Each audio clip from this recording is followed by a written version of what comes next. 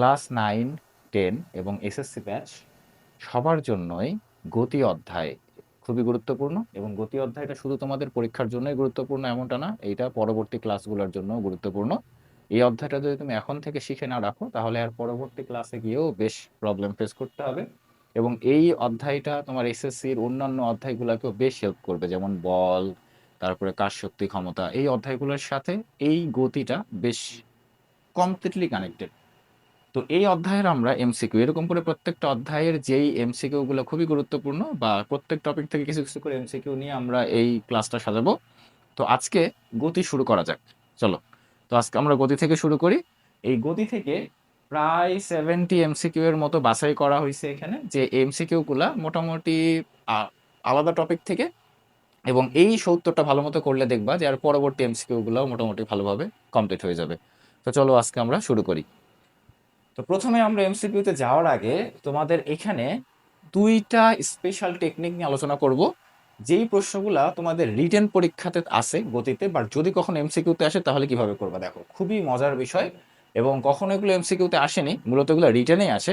But যদি by any chance কখনো চলে আসে এমসিকিউতে, তখন তুমি কিভাবে করতে পারো দেখো। অথবা তুমি এটাও করতে পারো যে লিখিততে তুমি অঙ্কটা শেষ করলে, শেষ করার পরে তোমার উত্তরটা মিললো কিনা, তোমার উত্তরটা সঠিক আছে কিনা সেটা যাচাই করার জন্য তুমি এই শর্টকাটটা ইউজ করতে পারো, যে তোমার উত্তরটা সঠিক আসতেছে কিনা এই অঙ্ক করার ক্ষেত্রে।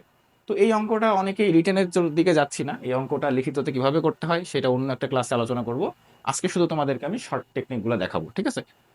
চলো তাহলে শুরু করা যাক। বলছে কি, 30 মিটার/সেকেন্ড বেগে একটি বুলেট এত সেন্টিমিটার পুরো একটি গাছের ভিতর 2 সেন্টিমিটার প্রবেশ করার পর বেগ 1/3 হ্রাস পেল। গুলিটি আরো কত দূর প্রবেশ করতে পারবে? এটা খুবই কমন একটা প্রশ্ন তোমাদের গতি অধ্যায়ের জন্য। দেখো, তো এখানে আমরা একটা শর্টকাট ইউজ করব। তো শর্টকাটটা কি? শর্টকাটটা হলো যে কত দূর প্রবেশ করতে পারবে সেটা তুমি কিভাবে বের করতে পারো, সেটা বের করার জন্য তোমার s/n² - 1 এই একটা শর্টকাট আছে, এটা ইউজ করে আমরা এখানে এই প্রবলেমটা 2 লাইনে সলভ করে ফেলতে পারবো। দেখো, এসটা কি, তোমার শুধু জাস্ট পরিচয়গুলো জানতে হবে। এসটা কি? এস মানে হলো প্রথম অবস্থাতে কতটুকু প্রবেশ করছে। তো এস মানে হলো প্রথম অবস্থায় প্রবেশ করছে কত, 2 সেন্টিমিটার। তাহলে এখানে আমি লিখলাম 2 সেন্টিমিটার। নিচে এবার আসো এন, এই এনটা কি? এনটা ভালো করে মনে রাখবা, এন মানে হলো কি পরিমাণে বেগ বা কতটুকু বেগ অবশিষ্ট আছে, কতটুকু বেগ অবশিষ্ট আছে। দেখো, 1/3 হ্রাস পেল, তাহলে 1/3 বেগ যদি কমে যায় তাহলে শুরুতে বেগ যেটা ছিল সেটাকে আমি ধরলাম 1, সেখান থেকে 1/3 বা 1/3 কমে গেল, তাহলে বেগ থাকলো কত, 2/3, 2/3। এই যে বেগ, কতটুকু বেগ, তাহলে এখানে কিন্তু আমাদের এই বেগের মানটা প্রয়োজন পড়বে না, এইটা আমাদের লাগতেছে না বেগের মান, জাস্ট কত অংশ অবশিষ্ট আছে। তাহলে অবশিষ্ট আছে কত, 2/3। এইটাকে তুমি উল্টা করে এনের জায়গাতে বসাই দিবা। তাহলে উল্টা করে যদি আমি বসাই তাহলে 3/2 এর উপরে স্কোয়ার -1। তো আসো এটা সলভ করে দেখি কত আসে। তাহলে এখানে হবে 9/4 -1, এরপরে 2 থাকলো, এটাকে তুমি লসাগু করে নাও 4, তাহলে আসে 9/4। তাহলে এই যে নিচের যে 4টা আছে এটা উল্টায় উপরে চলে আসবে, তাহলে 8, আর এখানে হবে 5। তাহলে 8/5 যদি আমি করি তাহলে আসে 1.6 সেন্টিমিটার। দেখো এই যে অ্যান্সার কত, 1.6 সেন্টিমিটার। তাহলে এখানে কিন্তু আমাদের বেগ কত ছিল বা কতটুকু পুরু এগুলোর কিন্তু কোনো কাজ নাই, শুধুমাত্র আমাদের এখানে কাজ দুইটা জিনিসের। একটা কি, যে প্রথম দফায় কতটুকু প্রবেশ করছে। তাহলে প্রথম দফায় প্রবেশ করছে 2 সেন্টিমিটার, এবং ওইটুকু প্রবেশ করার পরে বেগের কত অংশ চেঞ্জ হওয়ার পরে কত অংশ আছে, এখন এখন কত অংশ বলছে 1/3 হ্রাস পেল। তাহলে এখন থাকবে কত, ওই 1 থেকে ওটাকে মাইনাস করে দাও, তাহলে এখন থাকতেছে কত, 2/3। তাহলে ওই 2/3টাকে আমরা এখানে উল্টা করে বসাবো এনের জায়গাতে, তারপরে স্কোয়ার করে এখানে ক্যালকুলেশন করে ফেলে যেটা আসবে সেটাই উত্তর। আচ্ছা, এরপরে দেখো পরের প্রশ্নটা, 10 গ্রাম ভর, কোনো কাজ নাই আমাদের শর্টকাটের ভিতরে, 300 মিটার/সেকেন্ড বেগ, কোনো কাজ নাই আমাদের শর্টকাটের ভিতরে। তিনটা পুরুত্ব দেওয়া আছে, দিয়ে বলছে পুরুত্ব তিনটি তক্তার সমষ্টির 1/3 প্রবেশ করে বেগ অর্ধেক হয়ে গেল। আচ্ছা, তাহলে দেখো দেখি, তাহলে এখানে আমাদের উপরে কি লাগে, কত দূর, উপরে আমাদের কি লাগে যে কত দূর প্রবেশ করছে, কত দূর প্রবেশ করছে সেটা আমাদের লাগবে। তাহলে 1/3 প্রবেশ করে, এই যে 1/3, 3/1 কার 3/1? সমষ্টির, সমষ্টির 3/1। তাহলে তুমি এটা সমষ্টি করো, 4, 3, 7, 2, 9, তাহলে 9-এর 3/1, তাহলে কত হয়, 3 সেন্টিমিটার। আর বেগ অর্ধেক হয়ে গেল, তাহলে বেগ অর্ধেক, অর্ধেক মানে হাফ, এন এর জায়গাতে কি করতে হবে, হাফটাকে উল্টা করতে হবে, তাহলে হাফটাকে উল্টা করলে হবে 2, তাহলে 2 এর উপরে স্কোয়ার -1, তাহলে 3 নিচে হবে কত 4 - 1, তাহলে কত হবে 3, দেখো তাহলে 1 সেন্টিমিটার। দেখো উত্তরটা মিটারে দেওয়া আছে, এই জন্য 100 দিয়ে ভাগ করা আছে, তাহলে এটাই কিন্তু অ্যাকচুয়ালি 1 সেন্টিমিটার। ঠিক আছে, দেখছো কত সহজ। তাহলে যদি কখনো আসে এমসিকিউতে তোমরা এইভাবে করবা, আর যদি রিটেনে আসে তাহলে কিন্তু এইভাবে করো না ভুলেও। যদি রিটেনে আসে বা লিখিততে আসে তখন কিন্তু অবশ্যই এই অঙ্কটাকে তুমি নর্মালি যে ওয়েতে করো, যে V square is equal to U square plus 2as, এই সূত্র ব্যবহার করে, তো এই সূত্র ব্যবহার করে অঙ্কটা করবে। তারপরে তুমি টেস্ট করে দেখতে পারো যে তোমার যে অ্যান্সারটা আসছে সেই অ্যান্সারটা সঠিক কিনা। তো তুমি এইভাবে টেস্ট করে দেখো যে তোমার এই সূত্র দিয়ে যে অ্যান্সারটা বের হয়েছে তার সাথে এই মানটা যদি মিলে যায় তাহলে তুমি বুঝবে যে হ্যাঁ তোমার ক্যালকুলেশন সঠিক। তাহলে পরের অঙ্ক 3 নম্বরে কি বলছে, একটি বন্দুকের গুলি কোনো দেয়ালের মধ্যে এত মিটার প্রবেশ করার পর অর্ধেক বেগ হারায়, গুলিটি দেয়ালের মধ্যে আর কত দূর প্রবেশ করতে পারবে। তাহলে এটা তোমরা নিজেরা ট্রাই করবে, আমি এটা করে দিচ্ছি না, এটা তোমরা বাসায় প্র্যাকটিস করে দেখবে যে এর সাথে অ্যান্সারটা মিলে কিনা শর্টকাট দিয়ে। এবং এই অঙ্কগুলো কিন্তু তোমরা লিখিত হিসেবেও করবে, লিখিতর জন্য এই অঙ্কগুলো খুবই গুরুত্বপূর্ণ। একজন শিকারী এত ভরের একটি গুলি এত বেগে ছুড়লো 20 সেন্টিমিটার পুরো একটি গাছের মধ্যে এত সেন্টিমিটার প্রবেশ করার পর, এই যে আমাদের কোনটা দরকার পড়বে, কতটুকু প্রবেশ করছে সেটা, গুলির বেগ অর্ধেক হয়ে যায়, তাহলে আমাদের এই 10 সেন্টিমিটার আর অর্ধেক, বলছে গুলিটি মোট কত দূর ঢুকবে। আচ্ছা, তো প্রথমে দেখো এখানে আমরা প্রথমে 10 সেন্টিমিটার তো প্রবেশ করছে, তাহলে 10 সেন্টিমিটার প্রবেশ করার পরে আমরা এর পরবর্তীতে যেটা বের করি, শর্টকাট দিয়ে আমরা যেটা বের করি, দেখো 10 সেন্টিমিটার আর ডিভাইডেড বাই কত অর্ধেক, তাহলে অর্ধেক হয়ে যায়, তাহলে এখানে 2 এর উপরে হবে স্কোয়ার -1। তাহলে এখানে প্রশ্ন কি বলছে, মোট কত দূর প্রবেশ করবে, তাহলে প্রথমে তো 10 সেন্টিমিটার ঢুকছিল আর পরবর্তীতে এতটুকু প্রবেশ করবে, এটা পরবর্তীতে, পরবর্তীতে আর কত দূর যাবে পরে, বেগ হ্রাস পাওয়ার পরে দেখো বেগ অর্ধেক হয়ে যায়, তাহলে বেগ অর্ধেক হওয়ার পরে আর কতটুকু যাবে সেই উত্তরটা বাড়া এখান থেকে। আর চাইছে কি মোট কতদূর প্রবেশ করবে, তাহলে আগে কতটুকু প্রবেশ করেছিল সেটাকে যোগ করে দাও, তাহলে এই দুইটাকে যোগ করে দেওয়ার পরে তুমি যেটা পাবা সেটাই হবে এই উত্তরটা। ঠিক আছে, তো এইটাও তোমরা বাসায় নিজেরা প্র্যাকটিস করবে, যদি না পারো তাহলে আমাকে জানো, আমি এর পরবর্তী ক্লাসে আবার করে দেবো ইনশাল্লাহ। এরপরে 4 নাম্বার, এখানে এই 5, এই 5টা এখানে এইটা ভুলে টাইপিং মিস্টেক, একটি রাইফেলের গুলি একটি তক্তাকে ঠিক ভেদ করতে পারে, যদি গুলির বেগ 4 গুণ করা হয় তবে অনুরূপ কয়টি তক্তা ভেদ করতে পারবে। আচ্ছা দেখো এখানে এই প্রশ্নটাও কিন্তু লিখিতর জন্য খুবই গুরুত্বপূর্ণ, বাট এইটাও শর্টকাটে এমসিকিউতে করা যায় কিভাবে। শর্টকাটটা কি দেখো, N is equal to V square, এইটাই হলো তোমার শর্টকাট। তুমি ভি দেখো, বেগ, গুলির বেগ কত গুণ করা হয়েছে, 4 গুণ, তাহলে ভি এর জায়গায় তুমি 4 বসাই দিবা, 4-এর উপরে স্কোয়ার কত হয় 16, তাহলে 16টি তক্তা, কতটি তক্তা 16টি তক্তা, তাহলে বেগ যত গুণ করা হবে তার উপর তুমি স্কোয়ার করে দিবা, কাজ শেষ। বেগের যত গুণ করা হবে তার উপর তুমি স্কোয়ার করে দিবা, তাহলে যতগুলো তক্তা আসবে ততটি তক্তা। আচ্ছা পরের প্রশ্নটা দেখো, এখানে বলছে যে একটি রাইফেলের গুলি 2টি তক্তাকে ভেদ করতে পারে, তাহলে আগেরটা কি বলছিল, একটি রাইফেলের গুলি একটি তক্তাকে ভেদ করতে পারে, একটা গুলি একটা তক্তা ভেদ করে, তাহলে যদি আমি বেগ বাড়াই তাহলে কি হবে। আর এখানে বলছে একটি গুলি 2টি তক্তাকে ভেদ করতে পারে, তাহলে এই অবস্থায় কি হবে দেখো, তখন আবার বেগ 4 গুণ করা হয়েছে, কিচ্ছু না, কিছুই না, জাস্ট তুমি বেগ কত গুণ করছো 4 গুণ, তাহলে 4-এর উপরে তুমি স্কোয়ার করে দাও। এবার গুলিটা প্রথমে কয়টা তক্তা ভেদ করতো, একটা, এই জন্য এখানে আমাদের 1 দিয়ে গুণ সেটা দেখানো লাগেনি, বাট এখানে যেহেতু প্রথমে কয়টা তক্তা ভেদ করে 2টা, তাহলে এখানে 2 দিয়ে গুণ করে দাও, 32টি, শেষ, এটাই অ্যান্সার। ঠিক আছে, তো এই দুইটা শর্টকাট আশা করি তোমরা খুব ভালোভাবেই বুঝতে পারছো। চলো এর পরবর্তীতে আমাদের যে এমসিকিউ গুলো সাজানো হয়েছে সেগুলোতে আমরা চলে যাই।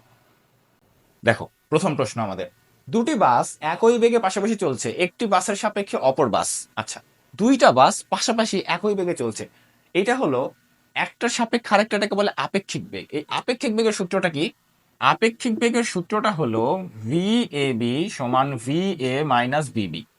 আপেক্ষিক জিনিসটা কি, আপেক্ষিক মানে হলো যে আমার সাপেক্ষে তোমার সাপেক্ষে কোনো বিষয় একরকম হতে পারে, আমার সাপেক্ষে ওই বিষয়টাই ঠিক অন্যরকম হতে পারে, ঠিক না। তো এই বিষয়গুলোই হলো আপেক্ষিক, যে তোমার সাইড থেকে দেখতে একরকম, আমার সাইড থেকে দেখতে একরকম। কিরকম, ধরো দুইজন মানুষ, এইখানে একটা সংখ্যা এবং এই সংখ্যাটা নিয়ে দুইজন মানুষ, তারা দুজন বিতর্ক করতেছে, একজন বলছে এটা 6, একজন বলছে এটা 9, এখানে কারটা সঠিক, এখানে কিন্তু দুইজনেরটাই সঠিক। দেখো এই যখন এই পাশ থেকে দেখবে তখন এটাকে 9 দেখবে, আবার এই যখন এই পাশ থেকে দেখতেছে তখন সেটাকে 6 দেখবে। তাহলে এই বিষয়টাই হলো আপেক্ষিক, যে এক একজন বিষয়টাকে এক এক সাইড থেকে এক এক রকম ভাবে দেখে। তো এখানে বলছে যে দুটি বাস একই বেগে পাশাপাশি চলছে, তাহলে এই যে সূত্রটা, এই সূত্র দিয়ে আমরা বের করতে পারি আপেক্ষিক বেগ, এটা হলো আপেক্ষিক বেগের সূত্র। তাহলে ভিবি সবসময় মনে রাখবে যে ভিভি যে দেখবে, যে দেখবে তার বেগ, ভিবিটা হলো যে দেখবে তার বেগ, আর ভিএটা হলো যাকে দেখবে, যাকে দেখবে তার বেগ, যাকে দেখবে, যাকে দেখবে তার বেগ। তাহলে দুইটা গাড়ি যেহেতু একই বেগে চলতেছে, তার মানে যদি এখানে আমি দুইটাকে বিয়োগ করে দেই, দেখো দুইটা কাটাকাটি চলে গিয়ে কি হবে, জিরো হবে। তাহলে জিরো হওয়া মানে কি, তাদের আপেক্ষিক কোনো আর বেগ থাকলো, থাকলো না। কারণ যদি 100 100, দুইজনের বেগ 100 100, দুইজনের 100 এবং 100, তাহলে বসাই দাও মান, জিরো আসবে। 50 50, জিরো আসবে। তার মানে কি, তারা একে অপরের সাপেক্ষে স্থির। এইভাবে চিন্তা করো যে তুমি একটা গাড়িতে করে যাচ্ছ, তুমি একটা গাড়িতে করে তুমি যাচ্ছ, এবং তোমার পাশাপাশি আরেকটা গাড়িতে করে তোমার এক বন্ধু যাচ্ছে। তাহলে তুমি যদি একই বেগে থাকো, ধরো তোমার বেগ হলো 50 কিলোমিটার পার আওয়ার, এবং তোমার বন্ধুর বেগ, তার বেগও হলো 50 কিলোমিটার পার আওয়ার, এবং দুইজন একই সরলরেখা বরাবর যাচ্ছ, তাহলে তুমি যদি জানালা দিয়ে তোমার বন্ধুর দিকে তাকাও, তাহলে তুমি কি দেখবে, যে তুমি যেখানে আসো তোমার বন্ধু ঠিক সেখানেই আছে, তুমি যেভাবে সামনে আগায় যাচ্ছ তোমার বন্ধু ঠিক ঠিক সেমভাবে সামনে আগায় যাচ্ছে। তার মানে দুইজন কি সবসময় পাশাপাশি আসো না? তাহলে এই জন্য তাদের হবে অবস্থা আপেক্ষিক স্থিতিশীল, তারা আপেক্ষিকভাবে স্থির। এরপরে দেখো 2 নম্বরে কি বলছে, কোনো গতি বৃত্তাকার, উপবৃত্তাকার বা সরলরৈখিক হতে পারে। আচ্ছা, রৈখিক গতি হতে পারে? পারে না। রৈখিক মানেই তো সরল রেখা, তো সরল রেখার ভিতরে তো বৃত্ত উপবৃত্ত এগুলো আসার কোনো প্রশ্নই আসে না। এরপরে চলন গতি, চলন গতিটাও কাইন্ড অফ এক ধরনের রৈখিক গতি। ঘূর্ণন গতি, ঘূর্ণন গতি মানে বুঝতেছো কি, ঘুরে আসবে। তাহলে ঘুরে আসাটা, এই যে ঘুরে আসলো, তো এইটা বৃত্তাকার হবে, মানে একটা নির্দিষ্ট বিন্দুকে কেন্দ্র করে বারবার ঘুরে আসবে। তাহলে এই গতিটা, ঘূর্ণন গতিটা কিন্তু বৃত্তাকার গতি হতে পারে, কিন্তু উপবৃত্তাকার বা সরল রৈখিক কখনোই হবে না। তার মানে তিনটা কন্ডিশনের ভিতরে রৈখিকটা শুধুমাত্র মেনটেন করবে সরল রৈখিক, চলনটাও শুধুমাত্র মেনটেন করবে সরল রৈখিক, এবং ঘূর্ণনটা হবে শুধুমাত্র বৃত্তাকার। তাহলে এই তিনটার ভিতরে কোনোটাই তিনটা কন্ডিশনকেই একসাথে স্যাটিসফাই করতেছে না। তাহলে বাকি থাকে কি আমাদের, পর্যায়বৃত্ত গতি। তো এই পর্যায়বৃত্ত গতিটাই হবে আমাদের অ্যান্সার। এই পর্যায়বৃত্ত গতিটা সরল রৈখিকও হতে পারে, বৃত্তাকারও হতে পারে, উপবৃত্তাকারও হতে পারে। পর্যায়বৃত্ত গতির ক্ষেত্রে তোমরা যখন পড়ছো তখন খেয়াল করবে যে পর্যায়বৃত্ত গতির ক্ষেত্রে কোনো শেপ কন্ডিশন দেওয়া ছিল না।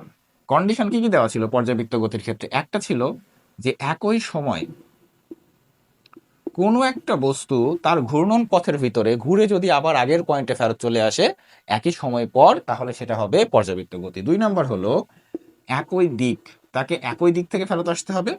আর 3 নম্বরটা হলো একই বিন্দুকে অতিক্রম করতে হবে বারবার। তাহলে এই তিনটা কন্ডিশন যদি মেনটেন করে, তাহলে সেক্ষেত্রে আমরা সেটাকে বলি পর্যাবৃত্ত গতি। তো এখানে কিন্তু দেখো কোনো আকারের কথা বলা নাই যে সেটা বৃত্তাকার হবে, নববৃত্তাকার হবে, না সরলরৈখিক হবে। তো এই তিনটা কন্ডিশন যার ভিতরেই মেনটেন হবে, সেই গতিটাই হবে পর্যাবৃত্ত গতি। তো এই জন্য এখানে অ্যান্সারটা হবে পর্যাবৃত্ত গতি। এখন যদি তুমি উদাহরণ হিসেবে জানতে চাও, তাহলে উদাহরণ হলো বৃত্তাকারের ক্ষেত্রে দেখো সময়, ঘড়ি, ঘড়ির কাঁটা একটা নির্দিষ্ট সময় পর পর বারবার বারবার 12 11 এরকম একটা নির্দিষ্ট সময় পর পর সে বারবার, ধরো 12, যে ঘড়ির কাঁটার মধ্যে যে 12 যে সংখ্যাটা থাকে সেটাকে সে বারবার, মিনিটের কাঁটা যদি হয় তাহলে 12 থেকে শুরু করে সে একই সময় পর আবার সে 12কে অতিক্রম করবে। যদি ঘন্টার কাঁটা হয় 12 থেকে শুরু করে ঘুরে আবার একই সময় পর সে 12কে অতিক্রম করবে। আচ্ছা, এরপরে আছে উপবৃত্তাকার। উপবৃত্তাকার গতিটা, পর্যাবৃত্ত গতি কোনটা, সেটা হলো সূর্যের চারপাশে পৃথিবীর ঘূর্ণন। পৃথিবী ও বিভিন্ন গ্রহ উপগ্রহ সূর্যকে উপবৃত্তাকার পথে প্রদক্ষিণ করে, বারবার যে ঘুরে আসে এই পথটা হলো উপবৃত্তাকার। তো উপবৃত্তাকার সম্পর্কে তোমাদের হয়তো এই ক্লাসে খুব বেশি ধারণা নাই। উপবৃত্তাকার পথটা কিছুটা এরকম হয়, এরকম দেখতে হয়, মানে একদম বৃত্তাকার না, একটু চ্যাপ্টা হয়, ঠিক আছে। আর সরল রৈখিক, সরল রৈখিক কিভাবে হয় পর্যাবৃত্ত গতি? সরল রৈখিক গতি হলো পর্যাবৃত্ত গতিরই একটা স্পেশাল ক্যাটাগরি আছে, সেটার নাম স্পন্দন গতি। স্পন্দন গতিটা একটা পর্যাবৃত্ত গতির ভিতরেই পড়ে। পর্যাবৃত্ত গতিরই একটা সাব ক্যাটাগরি হলো স্পন্দন গতি। তো এই স্পন্দন গতিটা হয় এরকম যে একটা নির্দিষ্ট বিন্দু থাকে, তো একবার এদিকে যায় আবার এদিকে যায়, এদিক ওদিক এদিক ওদিক করে, যেমন দোলনা, দোলনা দেখবা যে একবার সামনে যায় আবার পেছনে আসে আবার সামনে যায়। তো এই গতিটাও হলো স্পন্দন গতি। তো স্পন্দন গতি কার ক্যাটাগরি? পর্যাবৃত্ত গতির ক্যাটাগরি। তো এই জন্য আমাদের এখানে অ্যান্সারটা হবে পর্যাবৃত্ত গতি।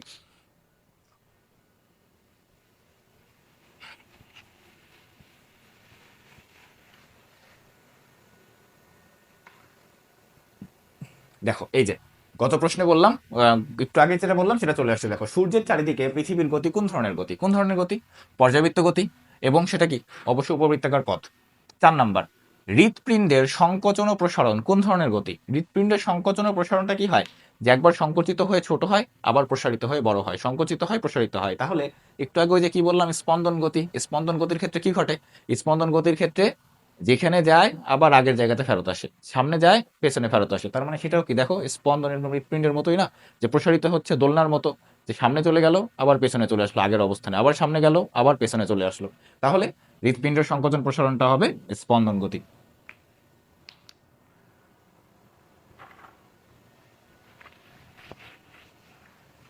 নিচের কোনটি ভেক্টর রাশি নির্দেশ করে? ভেক্টর, ভেক্টর কি? ভেক্টর হলো এমন একটা রাশি যে রাশির মানও থাকে আবার দিকও থাকে। আচ্ছা আসো ভেক্টরটা কি, ভেক্টরটা তোমাদেরকে একটু ছোট করে বুঝাই দেই যে ভেক্টর রাশিটা কি। ভেক্টর রাশিটা হলো, ধরো এইটা তোমার বাসা, এটা তোমার বাসা, তোমার বাসা থেকে এইটা আমি ধরে নিলাম যে উত্তর দিক, এইটা দক্ষিণ দিক, আর এইটা হলো পশ্চিম, আর এইটা হলো পূর্ব। এখন তুমি খেয়াল করে দেখো যে এটা তোমার বাসা, ঠিক আছে, এই প্রত্যেকটা দূরত্বই হলো 50 মিটার করে। এই প্রত্যেকটা দূরত্ব কত করে? 50 মিটার। তো এইখানে আছে তোমার স্কুল, তোমার বাসা থেকে 50 মিটার দূরে এই জায়গাতে স্কুল, আর এইখানে ধরো মসজিদ, এইখানে একটা মসজিদ। তো তোমাকে আমি জিজ্ঞাসা করলাম তোমার বাসায়, আমি তো বা তোমার বাসায় কোনো একটা গেস্ট আসছে, তো উনি যেতে চায় হলো মসজিদে। তো তুমি সে উনি তোমাকে জিজ্ঞাসা করলো যে তোমাদের বাসা থেকে মসজিদটা কোথায়, তো তুমি তাকে বললে যে 50 মিটার দূরে। তো 50 মিটার দূরে কিন্তু স্কুলও আছে, 50 মিটার দূরে কিন্তু মসজিদও আছে, 50 মিটার দূরে কিন্তু এই দুইটা ধরো ভিন্ন জায়গাও আছে। এখন সে 50 মিটার দূরে কোথায় যাবে? যদি সে উত্তর দিকে যায় তাহলে কি সে মসজিদ পাবে? পাবে না। তাহলে তাকে অবশ্যই 50 মিটার দূরে কোথায় যাইতে হবে? অবশ্যই তাকে যাইতে হবে পূর্ব দিকে, তাহলে সে মসজিদ পাবে। তাহলে এখানে যদি তুমি শুধুমাত্র 50 মিটার বলে দাও তাহলে এতে কিন্তু তোমার তথ্যটা পরিপূর্ণভাবে প্রকাশিত হলো না। তাহলে এখানে তোমাকে দিকটা উল্লেখ করে বলতে হবে যে 50 মিটার পূর্ব দিকে, তাহলে এক্স্যাক্টলি মসজিদের লোকেশনটাকে প্রকাশ করা হয়। তো ভেক্টর রাশি হলো এমন রাশি যেই রাশি প্রকাশের জন্য শুধু মানই যথেষ্ট না, সেখানে দিকও উল্লেখ করে বলতে হবে। আর তুমি যদি বলো আরেকটা রাশি আছে সেটাও একটু বলে দিই, সেটা কি স্কেলার রাশি। তো স্কেলার রাশি যেখানে শুধু মান বললেই হয়, সেখানে দিকের প্রয়োজন হয় না।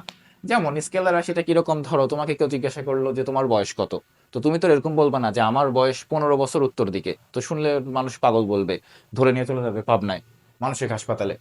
তো স্কেলার রাশির ক্ষেত্রে শুধুমাত্র মান যথেষ্ট, যে তোমাকে জিজ্ঞাসা করলো বয়স কত, তুমি বললে 15 বছর, শেষ, তোমার ইনফরমেশনটা পরিপূর্ণ হয়ে গেছে। এখানে তোমাকে উত্তর দিক দক্ষিণ দিক বা পূর্ব দিক বলার প্রয়োজন পড়ে না। তো এই ভেক্টর রাশিগুলো প্রকাশ করা হয় কিভাবে? এই যে এইভাবে, যে যে কোনো একটা রাশির উপরে এরকম একটা অ্যারো বা তীর চিহ্ন দ্বারা প্রকাশ করা হয় ভেক্টর রাশি। আর এই দুইটা হলো ভেক্টর রাশির মান, এইটা মান প্রকাশ করে, এইটাও মান প্রকাশ করে, আবার এইটাও মান প্রকাশ করে। তাহলে মান কোনটা? মান হলো এই যে 50 মিটার, এই 50 মিটারটাই হলো ভেক্টর রাশির মান।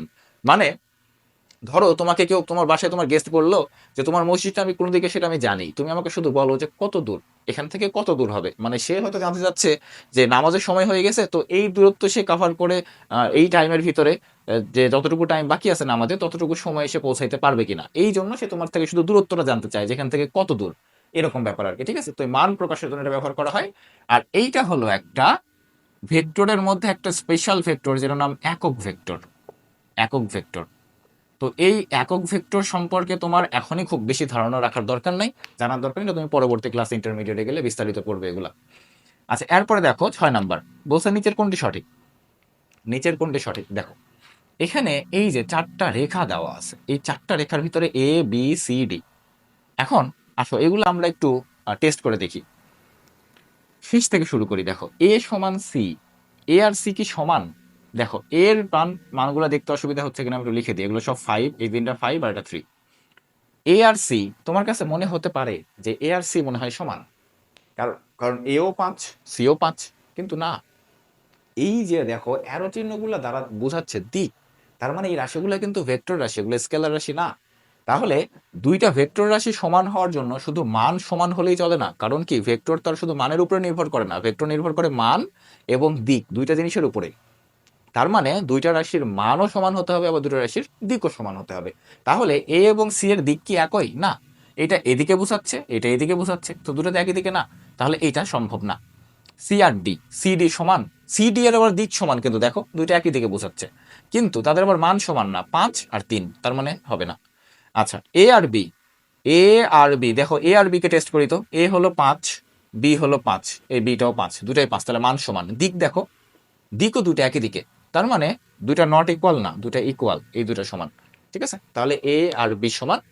তো এটা আশা করি বুঝতে পারছো। ঠিক আছে। তো আমি প্রত্যেকটা প্রশ্ন একটু ব্যাখ্যা দিয়ে দিয়ে যাওয়ার চেষ্টা করব। তো তোমাদের যদি মনে হয় এরকম যে না এগুলো আমি জানি আগে থেকে, জাস্ট আমার শুধু অ্যান্সারটা দেখলেই হবে, তো তুমি স্পিড বাড়ায় নিয়ে বা স্কিপ করে করে দেখতে পারো।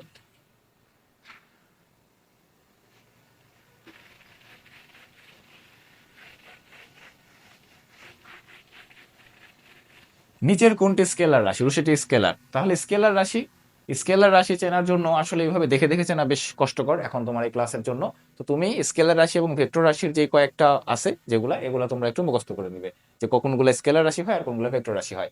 তো এখানে স্কেলার রাশি মানে যার শুধু মান হলেই হয়, দিকের প্রয়োজন হয় না। তো এখানে এই চাপটা হলো স্কেলার রাশি, বাকি তিনটাই হলো ভেক্টর রাশি। নিচের কোনটি স্কেলার রাশি? আচ্ছা, কোনটি স্কেলার রাশি? বেগ, বল, ত্বরণ, শক্তি। শক্তি হলো স্কেলার রাশি, বেগ, বল, ত্বরণ এগুলো সবই হলো ভেক্টর রাশি। নিচের কোন রাশিগুলো ভেক্টর রাশি? আচ্ছা, ভেক্টর মানে হলো যার মান এবং দিক দূরেই থাকবে। তো এখানে দেখো দ্রুতি, এই দ্রুতিটা হলো স্কেলার, তার মানে ক নাম্বার হচ্ছে না। খ নাম্বার যদি দেখি তড়িৎ বিভবটা হলো স্কেলার। আচ্ছা, গ নাম্বার দ্রুতি স্কেলার। তাহলে দেখো ঘ নাম্বার এটা অ্যান্সার হবে। ভরবেগ, সরণ এবং ওজন এই তিনটাই হলো ভেক্টর রাশি, তাহলে অ্যান্সার হবে আমাদের ঘ।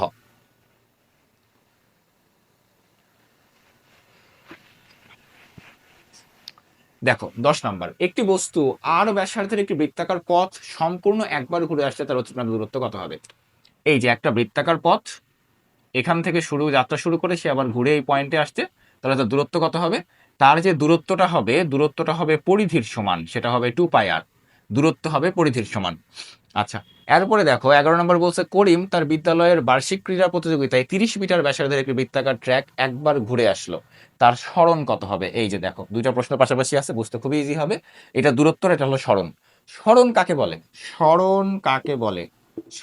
সরণ কাকে বলে? সোজা কথা মনে রাখবে, সরণ হলো আদি বিন্দু। মানে যেখান থেকে যাত্রা শুরু হলো, যেখান থেকে ঘটনা শুরু হলো, আর আদি বিন্দু আর শেষ বিন্দু, আদি বিন্দু এবং যাত্রা যেখানে গিয়ে শেষ হলো, এই আদি বিন্দু এবং শেষ বিন্দু এই দুইটার ভিতরে তুমি একটা স্কেল ধরবা, স্কেল।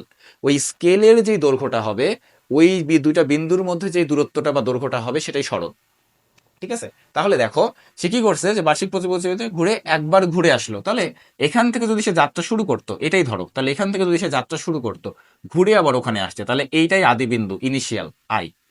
আবার এটাই এফ। তাহলে আই এবং এফ এর মধ্যে কি কোনো জায়গা আছে? নাই, যেটা আই বিন্দু সেটাই এফ। তার মানে একবার যেহেতু ঘুরে চলে আসছে, তাহলে এই জায়গাতে তার কত হবে? সরণ 0 হবে, কিন্তু তার কিন্তু দূরত্ব থাকবে। তাহলে দূরত্ব থাকবে কিন্তু সরণ 0 হবে, কারণ সরণটা কি সবসময় মনে রাখবা, যেদিক দিয়েই সে যাক না কেন, যেখান থেকে সে যাত্রা শুরু করবে এবং যেখানে গিয়ে সে যাত্রা শেষ করবে, এই শুরু এবং শেষ এই দুইটা জায়গার ভিতরে একটা সরাসরি স্কেল ধরলে যে সরল রেখাটা পাওয়া যাবে, সেটাই হবে সরণ। তাহলেও এখানে আনসারটা হবে 0 মিটার। ঠিক আছে? ওকে, চলো পরবর্তী প্রশ্ন।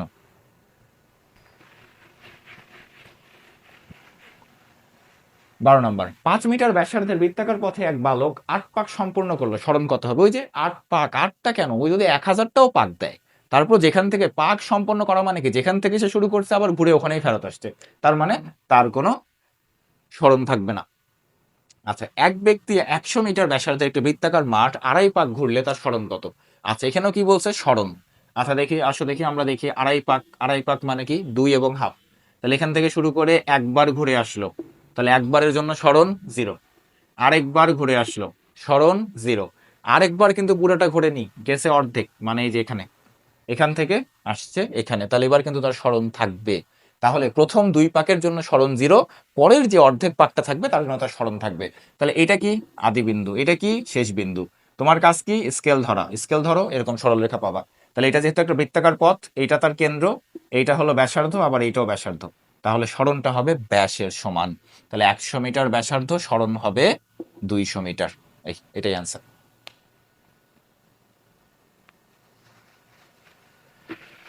ওকে, চলো পরবর্তী প্রশ্ন। এক ব্যক্তি 7 মিটার ব্যাসার্ধ বিশিষ্ট বৃত্তাকার মাঠ 1.5 পাক ঘুরলে তো সরণ কত? ওই যে 1.5 পাক, 1 পাকের জন্য সরণ 0, আর বাকি যে অর্ধেক আছে তার জন্য ব্যাসের সমান, তাহলে 7 × 14 হয়ে গেছে। এরপরে 15 নম্বর, একটি বস্তু একটি স্থান থেকে 4 মিটার সোজা পূর্ব দিকে, সেখান থেকে সোজা, আচ্ছা দিকগুলো আঁকাই নেই, আসো। তাহলে এটা উত্তর, এটা দক্ষিণ, এটা পশ্চিম, আর এইটা পূর্ব। তো এক বস্তি বস্তু একটি স্থান থেকে 4 মিটার সোজা কোণ দিয়ে গেছে? পূর্ব দিকে। তাহলে এদিকে গেল কত? 4 মিটার। এটা হলো 4 মিটার। ওকে। এরপরে বলছে সেখান থেকে সোজা গেছে কোন দিকে? উত্তর দিকে। উত্তর দিক কোন দিকে? উপরের দিকে। উপর দিকে গেছে কত? এটা কত? 3 মিটার। আচ্ছা, তাহলে বস্তুটির দূরত্ব সরণের পার্থক্য কত মিটার? আচ্ছা, দূরত্ব আর সরণ, আসো তাহলে আগে আমাদের দূরত্ব সরণ বের করতে হবে। তো এখান থেকে যাত্রা শুরু করছে এটা আই, আর এখানে যাত্রা শুরু করছে এটা এফ, ইনিশিয়াল আর ফাইনাল। দূরত্ব, দূরত্ব কি? দূরত্ব কি? দূরত্ব মানে হলো যে যতটুকু রাস্তা সে গেছে সব যোগ, সবগুলা যোগ, যেই দিক দিয়ে সে গেল সেই পথটা যোগ। তাহলে এই দিক দিয়ে হেঁটে হেঁটে হেঁটে হেঁটে হেঁটে সে এখানে আসলো, এখান থেকে আবার এই পর্যন্ত আসলো, তাহলে 4 3 7। তাহলে দূরত্ব হলো 7 মিটার। 7 মিটার কি? দূরত্ব। 7 মিটার কি? দূরত্ব। এবার আসো সরণ। সরণ কি? আবার বলছি সরণ কি? যেখান থেকে যাত্রা শুরু করছে যেখানে শেষ করছে সেখানে স্কেল ধরো, স্কেল ধরলে যে সরলরেখা পাবা সেটাই হবে সরণ। তাহলে এই যে এটা, তাহলে এটা তুমি বের করবা কেমনে? দেখো, এই যে এখান থেকে যদি আমি দেই এ বি সি, তাহলে এই এবিসি কি? একটা সমকোণী ত্রিভুজ। এই সমকোণী ত্রিভুজের এইটা হলো এক সমকোণ। তাহলে এইটা একটা বাহু, এটা একটা বাহু, আর এটা হলো অতিভুজ। তাহলে ভূমি লম্ব অতিভুজ কি দিয়ে বের করবা? পিথাগোরাস। তাহলে পিথাগোরাসের 4 এর উপরে স্কোয়ার, 3 এর উপরে স্কোয়ার করো, সরণ। 4 এর উপরে স্কোয়ার প্লাস 3 এর উপরে স্কোয়ার করলে পাবা 5 মিটার। তাহলে প্রশ্নে কি চাইছে? প্রশ্নে চাইছে কি? পার্থক্য। তাহলে পার্থক্য 7 থেকে 5 বাদ দিলে কত থাকে? 2। তাহলে এই যে এটাই হলো অ্যান্সার। 2 হলো অ্যান্সার। ঠিক আছে, 7ও দিবার হবে না, 5ও হবে না। 7 কি? দূরত্ব, 5 কি? সরণ। চাইছে কি? দুটোর পার্থক্য মানে বিয়োগ, তাহলে 2 মিটার। ওকে, পরবর্তী প্রশ্ন। চলো পরবর্তী প্রশ্নের দিকে যাই। আচ্ছা, 16 নাম্বার। 16 নাম্বারে কি বলছে? 10 মিটার ব্যাস, ব্যাস বিশিষ্ট, ব্যাস দেওয়া আছে, এবার কিন্তু ব্যাসার্ধ না, ব্যাস। বৃত্তাকার পথে পরিধির 1/4 অতিক্রম করলে। আচ্ছা, এই যে বৃত্তাকার পথ এখান থেকে শুরু করে কত দূর গেছে? 1/4, মানে 4/1 ভাগ। তাহলে 4 ভাগ করে নাও। এক, এই যে, এই যে আমি 4 ভাগ করে নিলাম। ঠিক আছে, তাহলে 4/1 ভাগ মানে কি? এটা ধরো কেন্দ্র। তাহলে 4/1 ভাগ মানে এখান থেকে সে যাত্রা শুরু করছে, এটা তার প্রথম বিন্দু, শেষ করে এখান থেকে 4/1 ভাগ, তাহলে সে এই পর্যন্ত আসছে। একটা বৃত্তাকার পথে 1/4 অতিক্রম করলে, তাহলে এখান থেকে শুরু করে সে আসছে এই জায়গাতে। আর দেওয়া আছে কি? ব্যাস। ব্যাস কত? 10 মিটার। তাহলে ব্যাসার্ধ কত হবে? 5 মিটার, অর্ধেক। তাহলে এই যে এটা লম্ব হলো না অবশ্য, এই বিন্দুটা এখানে দিলে, এখানে দেই, তাহলে এই যে লম্ব। তাহলে এইটা কত হলো? এইটাও হবে 5 মিটার। তাহলে সরণ, সরণ কি? এই সরণ কি? বলো সরণ কি? ওই যে সরল রেখা, সরণ সরল রেখা, সরণ সরল রেখা। তাহলে 5 5, আর এই যে এইটা হলো অতিভুজ। তাহলে অতিভুজ বের করবো কেমনে? 5 এর উপরে স্কোয়ার প্লাস 5 এর উপরে স্কোয়ার, তাহলে কত হবে? 5√2 এত মিটার। আচ্ছা, 5√2-কে যদি আমরা একটু হিসাব করে নেই যে 5√2 কত হবে, আমরা যদি একটু হিসাব করে নেই যে 5√2 কত হবে, তো 5√2 আসে 7.07। তাহলে অ্যান্সার কি হবে? এই যে দেখো, 7.071 এত মিটার। আচ্ছা, এরপরে পরের প্রশ্ন দেখো, 17 নম্বরটা দেখো। দ্রুতির একক কোনটি? দ্রুতির একক, দ্রুতি, দ্রুতি কি? দ্রুতি কি? দ্রুতি হলো দূরত্ব বাই সময়, দূরত্ব বাই সময়। তো একক কি হবে? একক হবে, দূরত্বের জন্য কি কি একক হয়? মিটার হয়, কিলোমিটার হয়, সেন্টিমিটার হয়, মিলিমিটার হয়, এই সকল এককগুলো হয় দূরত্বের জন্য। সময়ের একক কি? সময়ের একক সবসময় সেকেন্ড। মিনিট ঘন্টাও হতে পারে, হ্যাঁ মিনিটও হিসাব আমরা হিসাব করতে পারি, আবার ঘন্টাও হিসাব করতে পারি। তাহলে উপরে থাকবে দূরত্বের একক, নিচে থাকবে সময়ের একক। মিটার হবে না, মিটার শুধু দূরত্বের একক। এরপরে মিটার সেকেন্ড ইনভার্স টু, এটা ত্বরণের একক। এই দুইটা হতে পারে, দুইটাই হতে পারে। দেখো, দূরত্ব বাই সময়, দূরত্ব বাই সময়। কিন্তু এই দুইটার ভিতরে তুমি চুজ করবা কোনটাকে? এইটাকে, কারণ এটা হলো এসআই একক। এসআই একক, এসআই এককে দূরত্বের একক হয় মিটার, আর সময়ের একক হয় সেকেন্ড। কিন্তু এইটাও কিন্তু আমাদের দ্রুতির একক। কিন্তু যেহেতু দুইটা এককই আছে, তো আমাদের তো অ্যান্সার হিসেবে একটাকে চুজ করতে হবে, সেজন্য আমরা সবসময় এসআইটাকে চুজ করবো। এসআই মানে হলো যে ইন্টারন্যাশনালি যে এককটা ব্যবহার করা হয় সেটা হলো এসআই একক। তো এই জন্য এখানে আমরা অ্যান্সার হিসেবে নিব মিটার পার সেকেন্ড। আচ্ছা, দ্রুতির মাত্রা কোনটি? মাত্রা, মাত্রা 3টা মাত্রা মনে রাখলেই মোটামুটি সব মাত্রাগুলো এখান থেকে বের করা যায়। 3টা মাত্রা কি? ভরের মাত্রা হলো এম, তারপরে দূরত্ব, দূরত্বের মাত্রা হলো এল, আর একটা কি? সময়, সময়ের মাত্রা হলো টি। এই 3টা মাত্রা মনে রাখলেই চলে। তো তুমি একক থেকে বের করতে পারবা, বা এই যে দেখো সূত্র থেকে, দূরত্ব বাই সময়, তাহলে দূরত্ব কি? এল, সময় কি? টি। তাহলে টি উপরে তুলে দাও, তাহলে ইনভার্স 1, এই যে কি হবে এল টি ইনভার্স ওয়ান, কই এই যে এল টি ইনভার্স ওয়ান, এটাই আনসার। ঠিক আছে, চলো পরবর্তী প্রশ্নে চলো। পরবর্তী প্রশ্ন, চলো পরবর্তী প্রশ্নে আমরা যাই। এরপরে 19 নম্বর, দেখো 72 কিলোমিটার পার আওয়ার সমান কত মিটার পার সেকেন্ড? তাহলে kilometre per hour, 72 kilometre per hour, প্রথমে কি করো, কিলোমিটারকে কি বানাতে হবে, মিটার বানাতে হবে। তো কিলোমিটারকে মিটার বানাই কেমনে, 1000 দিয়ে গুণ করো। তো 1000 দিয়ে গুণ করলে কি হলো, 1000 দিয়ে গুণ করলে হয়ে গেল মিটার। এবার পার আওয়ার, আচ্ছা এবার দেখো 1 ঘন্টা, 1 ঘন্টা সমান কত, 3600 সেকেন্ড। 1 ঘন্টা সমান কত, 3600 সেকেন্ড। তো তোমাকে যদি আমি বলি যে 5 ঘন্টা, তো তুমি কি করবা, 5 × 3600 করবা সেকেন্ড। তোমাকে যদি আমি বলি 10 ঘন্টা, তো তুমি কি করবা, 10 × 3600 সেকেন্ড, তাহলে সেকেন্ডে কনভার্ট হয়ে গেল। তাহলে এখানে 72, তো নর্মালি 72 যদি আমি তোমাকে বলতাম যে 72 আওয়ার, তখন তুমি কি করতা, 72 × 3600, তাহলে তোমার এটা কি সেকেন্ড হয়ে যেত। কিন্তু দেখো আওয়ারটা কোথায় আছে, নিচে আছে, কিলোমিটার পার আওয়ার। তাহলে তুমি নর্মালি কি গুণ করো না, এখানে তুমি করবা ভাগ। এই এইভাবে মনে রাখলে ইজিলি মনে রাখা যায় যে তোমার নর্মালি যে কাজটা করতে হয় একক পরিবর্তনের জন্য, যদি সেটা ইনভার্স আকারে থাকে বা নিচে থাকে, তুমি তার উল্টা কাজটা করবা। তাহলে নর্মালি তুমি কি করতা, 3600 দিয়ে গুণ করতে, দেখো নর্মালি আমি গুণ করতাম আর ঘন্টা থেকে সেকেন্ডে যাওয়ার জন্য। কিন্তু এখানে আছে কি পার ঘন্টা, এই যে ঘন্টাটা নিচে, কিলোমিটার পার ঘন্টা, এই যে অবলিক মানে হলো ওটা বাই ভাগ, নিচে আছে কিলোমিটার পার আওয়ার। তো এই জন্য আমরা 3600 দিয়ে ভাগ করে দিয়েছি। তাহলে 72, 00 কাটা আর একটা 0 দিয়ে কাটলে এখানে আসবে 3.6, তাহলে 73.6, তাহলে 20 মিটার পার সেকেন্ড। কই আছে, এই যে এটা অ্যান্সার। ঠিক আছে, তাহলে তুমি চাইলে এটাকে একবার ডিরেক্ট মুখস্থ করে ফেলতে পারো বা মনে রাখতে পারো যে 3.6 দিয়ে ভাগ করলেই মিটার পার সেকেন্ড হয়ে যাবে। 3.6 দিয়ে ভাগ করলেই হয়ে যায় মিটার পার সেকেন্ড। ওকে, দেখো পরেরটা, পরেরটা দেখো 20 নম্বর। একটি গাড়ি, একটি গাড়ির বেগ যথাক্রমে এত এত এত হারে বাড়ছে।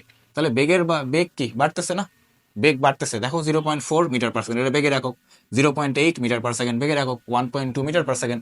তাহলে প্রতি ক্ষেত্রে বেগ বাড়তেছে, তার মানে কি অবশ্যই এখানে ত্বরণ আছে, বেগ বাড়লে কি হয়, ত্বরণ হয়।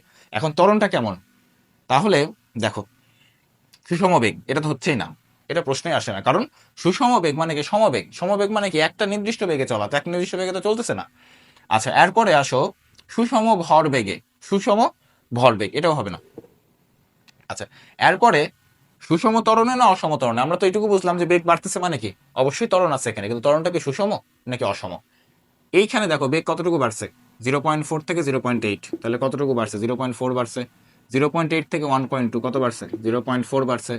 1.2 থেকে 1.6 কত বাড়ছে, 0.4 বাড়ছে। তাহলে প্রতি ক্ষেত্রে বেগ বৃদ্ধির হার যেহেতু সমান, তার মানে কি ত্বরণও সমান, আর ত্বরণ যদি সমান হয় তাহলে সুষম ত্বরণ। ঠিক আছে, ওকে, আশা করি বুঝতে পারছো। চলো পরের প্রশ্ন,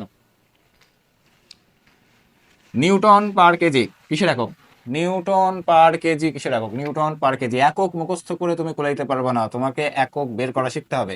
দেখো নিউটন পার কেজি, নিউটন, নিউটন কিসের একক, বলের একক। নিউটন কিসের একক, বলের একক। বলের সূত্র কি, F is equal to M A. তাহলে নিউটন আসছে কোত্থেকে, এফ থেকে। তাহলে নিউটনের পরিবর্তে কি লেখা যায়, এম মানে কেজি, এ মানে ত্বরণ, ত্বরণ হলো এম এস ইনভার্স 2, সাথে এই যে কেজি ইনভার্স 1 যেটা আছে সেটাকে এখানে লিখে ফেলো। তাহলে এই দেখো কেজির সাথে কেজি ইনভার্স 1 কাটা, তাহলে কি থাকে M S inverse 2, M S inverse 2 কিসের একক, ত্বরণের একক। এই তো শেষ। অথবা তুমি এটাকে এভাবেও চিন্তা করতে পারো, নিউটন বাই কেজি। নিউটন মানে কি বল, বলকে ভর দিয়ে ভাগ করলে কি পাওয়া যায়, বল ভাগ ভর, এফ বাই এম, তাহলে কি পাওয়া যায়, ত্বরণ। এই যে এই সূত্র থেকেই তো লেখা যায় যে এ সমান কি লেখা যায়, এফ বাই এম। তাহলে বলকে ভর দিয়ে ভাগ করে দিলে কি পাওয়া যাবে, ত্বরণ পাওয়া যাবে। শেষ। পরেরটা দেখি, পরেরটা দেখো, পরেরটা কি বলছে, একটি বস্তু স্থির অবস্থা হতে যাত্রা শুরু করলে সরণ নির্ণয়ের জন্য নিচের কোন সমীকরণটি প্রযোজ্য। আচ্ছা তাহলে আমাদের গতির যে সকল সমীকরণগুলো আছে সেগুলোকে টেস্ট করে দেখতে হবে যে কোনটা সঠিক কোনটা ভুল। স্থির অবস্থা তার মানে আদি বেগ 0, ওকে, এই সূত্র কি সঠিক, না সঠিক না, এটা ভুল। তোমার সূত্র কি, UT plus half A T square. তো আদি বেগ তুমি 0 বসাও, তাহলে এইটা থাকতেছে না, তাহলে কি থাকতে হবে, হাফ এ টি স্কোয়ার, এখানে হাফ আছে নাই, বাদ। 2 নম্বর, V is equal to 2s, এই সূত্র কি ছিল, V square is equal to U square plus 2s, তাহলে আদি বেগ 0, তাহলে কি থাকে, ভি স্কোয়ার সমান 2as হতে হবে, অথবা ভি সমান √2as হতে হবে। মিলছে অপশনের সাথে, না ভুল। সি নাম্বার, সি নাম্বার দেখি। আচ্ছা, সি নাম্বারটাই যে এইখান থেকে যদি আমরা দেখি, দেখো এস, এখান থেকে যদি আমরা এস বের করি, তাহলে এস সমান কি বলা যাবে, V square by two A, V square by two A, S is equal to, তাহলে V square by two A. এখন রুট করে দিচ্ছি উভয় পাশে, তো এখানে এস এর উপরে কি স্কোয়ার আছে, তো তুমি রুট কেন করবা, এই পাশে ডান পাশে তুমি রুটটা কেন করবা, এস এর উপরে তো স্কোয়ারই নাই, যদি স্কোয়ার থাকতো তাহলে তুমি রুট করতা, তাহলে এটাও হচ্ছে না। তাহলে দেখো এটা এটার সাথে এটা মিলে গেছে হুবহু, S is equal to V square by two A, এই যে S is equal to V square by two A, এটাই অ্যান্সার। এরপরে দেখো 23 নাম্বার, একজন খেলোয়াড় একটি বলকে এত বেগে খাড়া উপরের দিকে, উপরের একদিকে ছুড়লে বলটা সর্বোচ্চ কত উপরে উঠবে, সর্বোচ্চ কত উপরে উঠবে।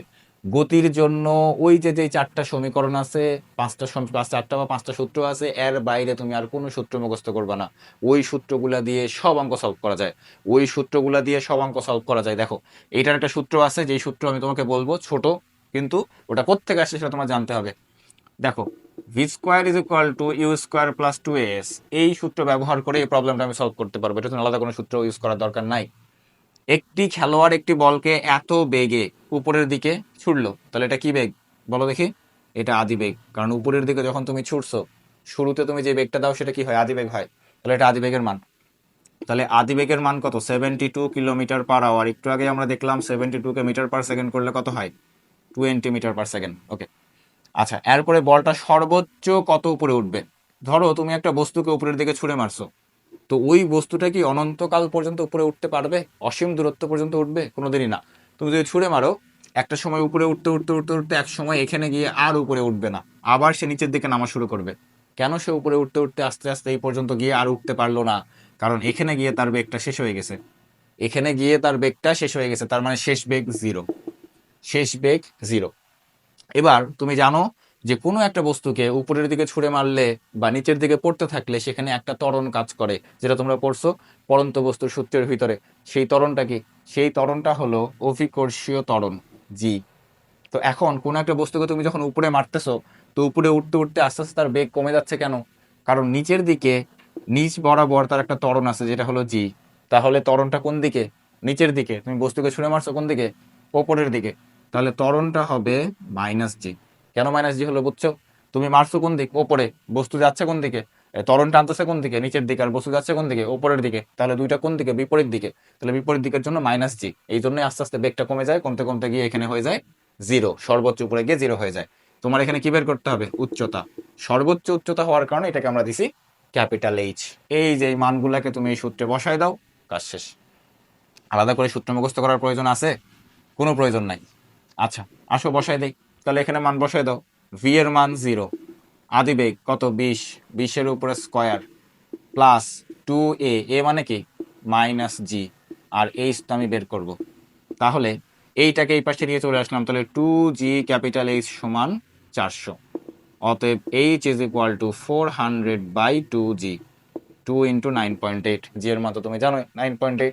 আসো এবারে ক্যালকুলেশন করে দেখি আমরা এটা কত পাওয়া যায়, ঠিক আছে। তো এখান থেকে তুমি একবারে চাইলে এই সূত্রটা মুখস্থ রাখতে পারো, H is equal to V square U square by 2g। তো এইটাই কিন্তু আসছে মূলত সূত্রটা, কিন্তু আমি তোমাকে মুখস্থ করাটাকে সাজেস্ট কেন করতেছি না, কারণ অহেতুক তুমি সূত্র মুখস্থ কেন করবা, যেই জিনিসপত্রগুলা তোমার জানা সূত্র দিয়েই করা যায় সেখানে তুমি অতিরিক্ত সূত্র মুখস্থ করে তোমার ব্রেনের উপরে অতিরিক্ত প্রেশার তুমি কেন দেবে। তাহলে 402/9.8, ওকে, তাহলে আসে 20.408, 20.408/41, ঠিক আছে, এটাই অ্যান্সার, ঠিক আছে। তো যেই সূত্রগুলো তোমার মুখস্থ করা প্রয়োজন নাই তুমি সেগুলো কেন করবে, তারপরেও তুমি এটা প্র্যাকটিস করতে করতে যখন তোমার মাথায় জিনিসটা সেট হয়ে যাবে তখন দেখবো তোমার সূত্র মুখস্থ করার প্রয়োজন নাই, তখন তুমি এইটা অটোমেটিক্যালি এখান থেকে এটা ক্যালকুলেশন করলে তোমার মাথায় অটোমেটিক্যালি এইটুকু ক্যালকুলেশন এমনিই চলে আসবে মাথায়, ওটা ঠিক আছে, ওইটা অ্যাকসেপ্টেবল। কিন্তু সবাই এই শর্টকাট শর্টকাট করে যে সূত্রগুলোকে মুখস্থ করে ফেলে, একগাদা সূত্র মুখস্থ করার পরে তুমি দেখবা যে আলটিমেটলি তোমার ব্রেনের উপর অতিরিক্ত প্রেশার পড়বে, কোনো প্রয়োজন নাই। তুমি যদি নিজে কোনো শর্টকাট বানাতে পারো, দ্যাটস গুড, এটা খুব ভালো একটা জিনিস। বাট তুমি শর্টকাটের লিস্ট করে মুখস্থ করতে গেলে দেখবা যে ওই শর্টকাটগুলো মনে রাখার জন্য আবার আরেকটা শর্টকাট প্রয়োজন হবে, ওই অনেকগুলো শর্টকাট মুখস্থ মনে রাখার জন্য আবার আরেকটা শর্টকাট লাগবে। তো তুমি এরকম কত শর্টকাট মুখস্থ করবা, আর যদি তোমার সবকিছু মুখস্থই করতে হয় তাহলে তোমার ফিজিক্স ম্যাথ পড়ে লাভটা কি। তো ফিজিক্স ম্যাথে তো আসলে সবকিছু মুখস্থ না। তো এই সূত্রগুলো থেকেই তোমার যে সূত্রগুলো আসছে, এই সূত্রগুলোর দ্বারাই সকল প্রবলেম সলভ করা যায়। তুমি শুধুমাত্র কোথায় কোনটা কোথায় কিভাবে ইউজ করতে হবে সেটা জানবা। ওকে, চলো তাহলে আমরা পরের প্রশ্নে যাই। এরপরে 24 নাম্বার।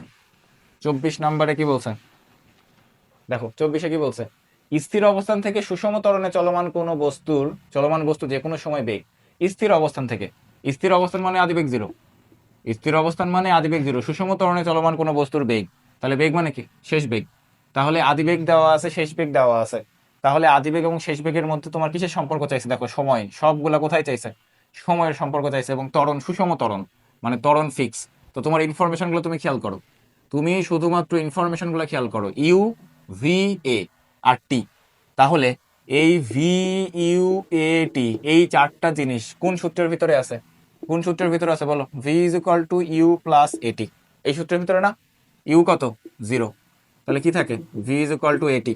এবার এ কি বলছে, সুষম ত্বরণ, সুষম ত্বরণে চলমান মানে কি, এটা ফিক্সড, এইটা ফিক্সড মানে ধ্রুব, আর এই যে ধ্রুব আর সমান এই দুটা মিলে হয় সমানুপাতিক, তাহলে কি দাঁড়ালো, ভি সমানুপাতিক টি, কোথায় আছে চলো, ওই সময়ের সমানুপাতিক, শেষ, এটাই অ্যান্সার। তাহলে এগুলো তোমার মুখস্থ করার প্রয়োজন নাই, ওই যে সূত্রগুলো তুমি শিখছো ওই সূত্র দিয়েই সব সলভ করা যাবে। 25 নাম্বার, স্থির অবস্থান হতে এত ত্বরণে, স্থির অবস্থান মানে কি আদিবেগ জিরো। আচ্ছা, ত্বরণ এ, ত্বরণে গতিশীল কোনো বস্তুর এত সেন্টিমিটার, এটা হলো এস এর মান, এটা কিসের মান, এস এর মান। তাহলে এস সমান 2000 সেন্টিমিটার, এস সমান কত, 2000 সেন্টিমিটার, সেটাকে তুমি কি বানাবা, মিটার। মিটার কেমনে বানায়, 100 দিয়ে ভাগ, মিটার কেমনে বানায়, 100 দিয়ে ভাগ, তাহলে কত হয়, 20 মিটার। ওকে, দূরত্ব অতিক্রমের পর বেগ কত হবে, কি চাইছে, চাইছে কি ভি, ভি কি শেষ বেগ।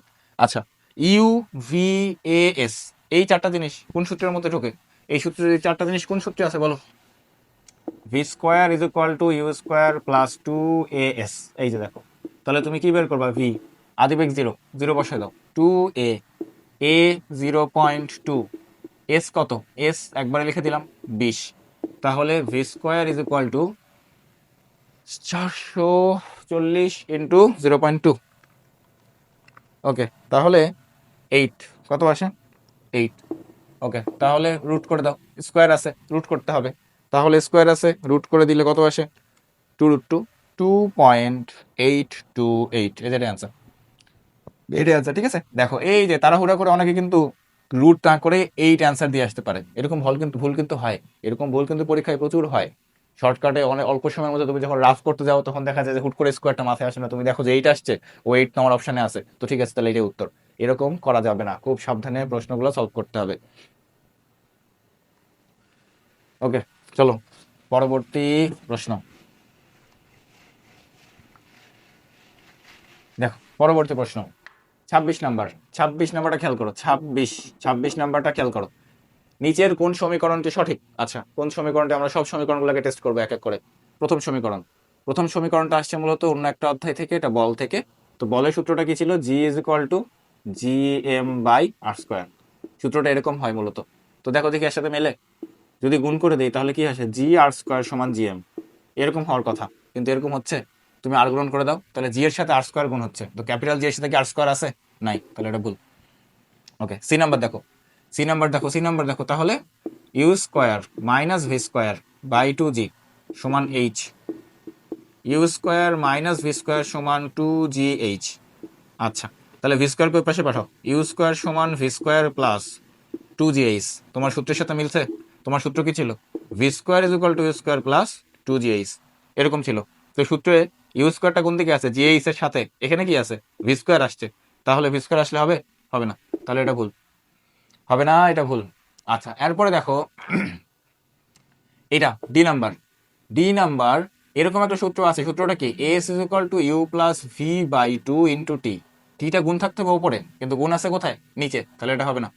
আচ্ছা, এবার এটা দেখি বি নাম্বার, এই যে এই সূত্রটাই বি নাম্বার, এই যে এটা দেখো, এইটাকে লেখো তুমি, এস 2 দিয়ে ভাগ করে দাও, তাহলে ইউ প্লাস ভি বাই 2 আর টি কমন নাও, এই যে দেখো মিলে গেছে, তাহলে এটাই অ্যান্সার, এটাই অ্যান্সার। ঠিক আছে, এখন দেখো অনেকে বলতে পারে এই জায়গাতে, অনেকেই একটা কথা বলতে পারে যে এই সমীকরণ নিয়ে, সেটা হলো যে V square is equal to U স্কোয়ারের এই পাশেটা নিয়ে আসলে -2gh হয়।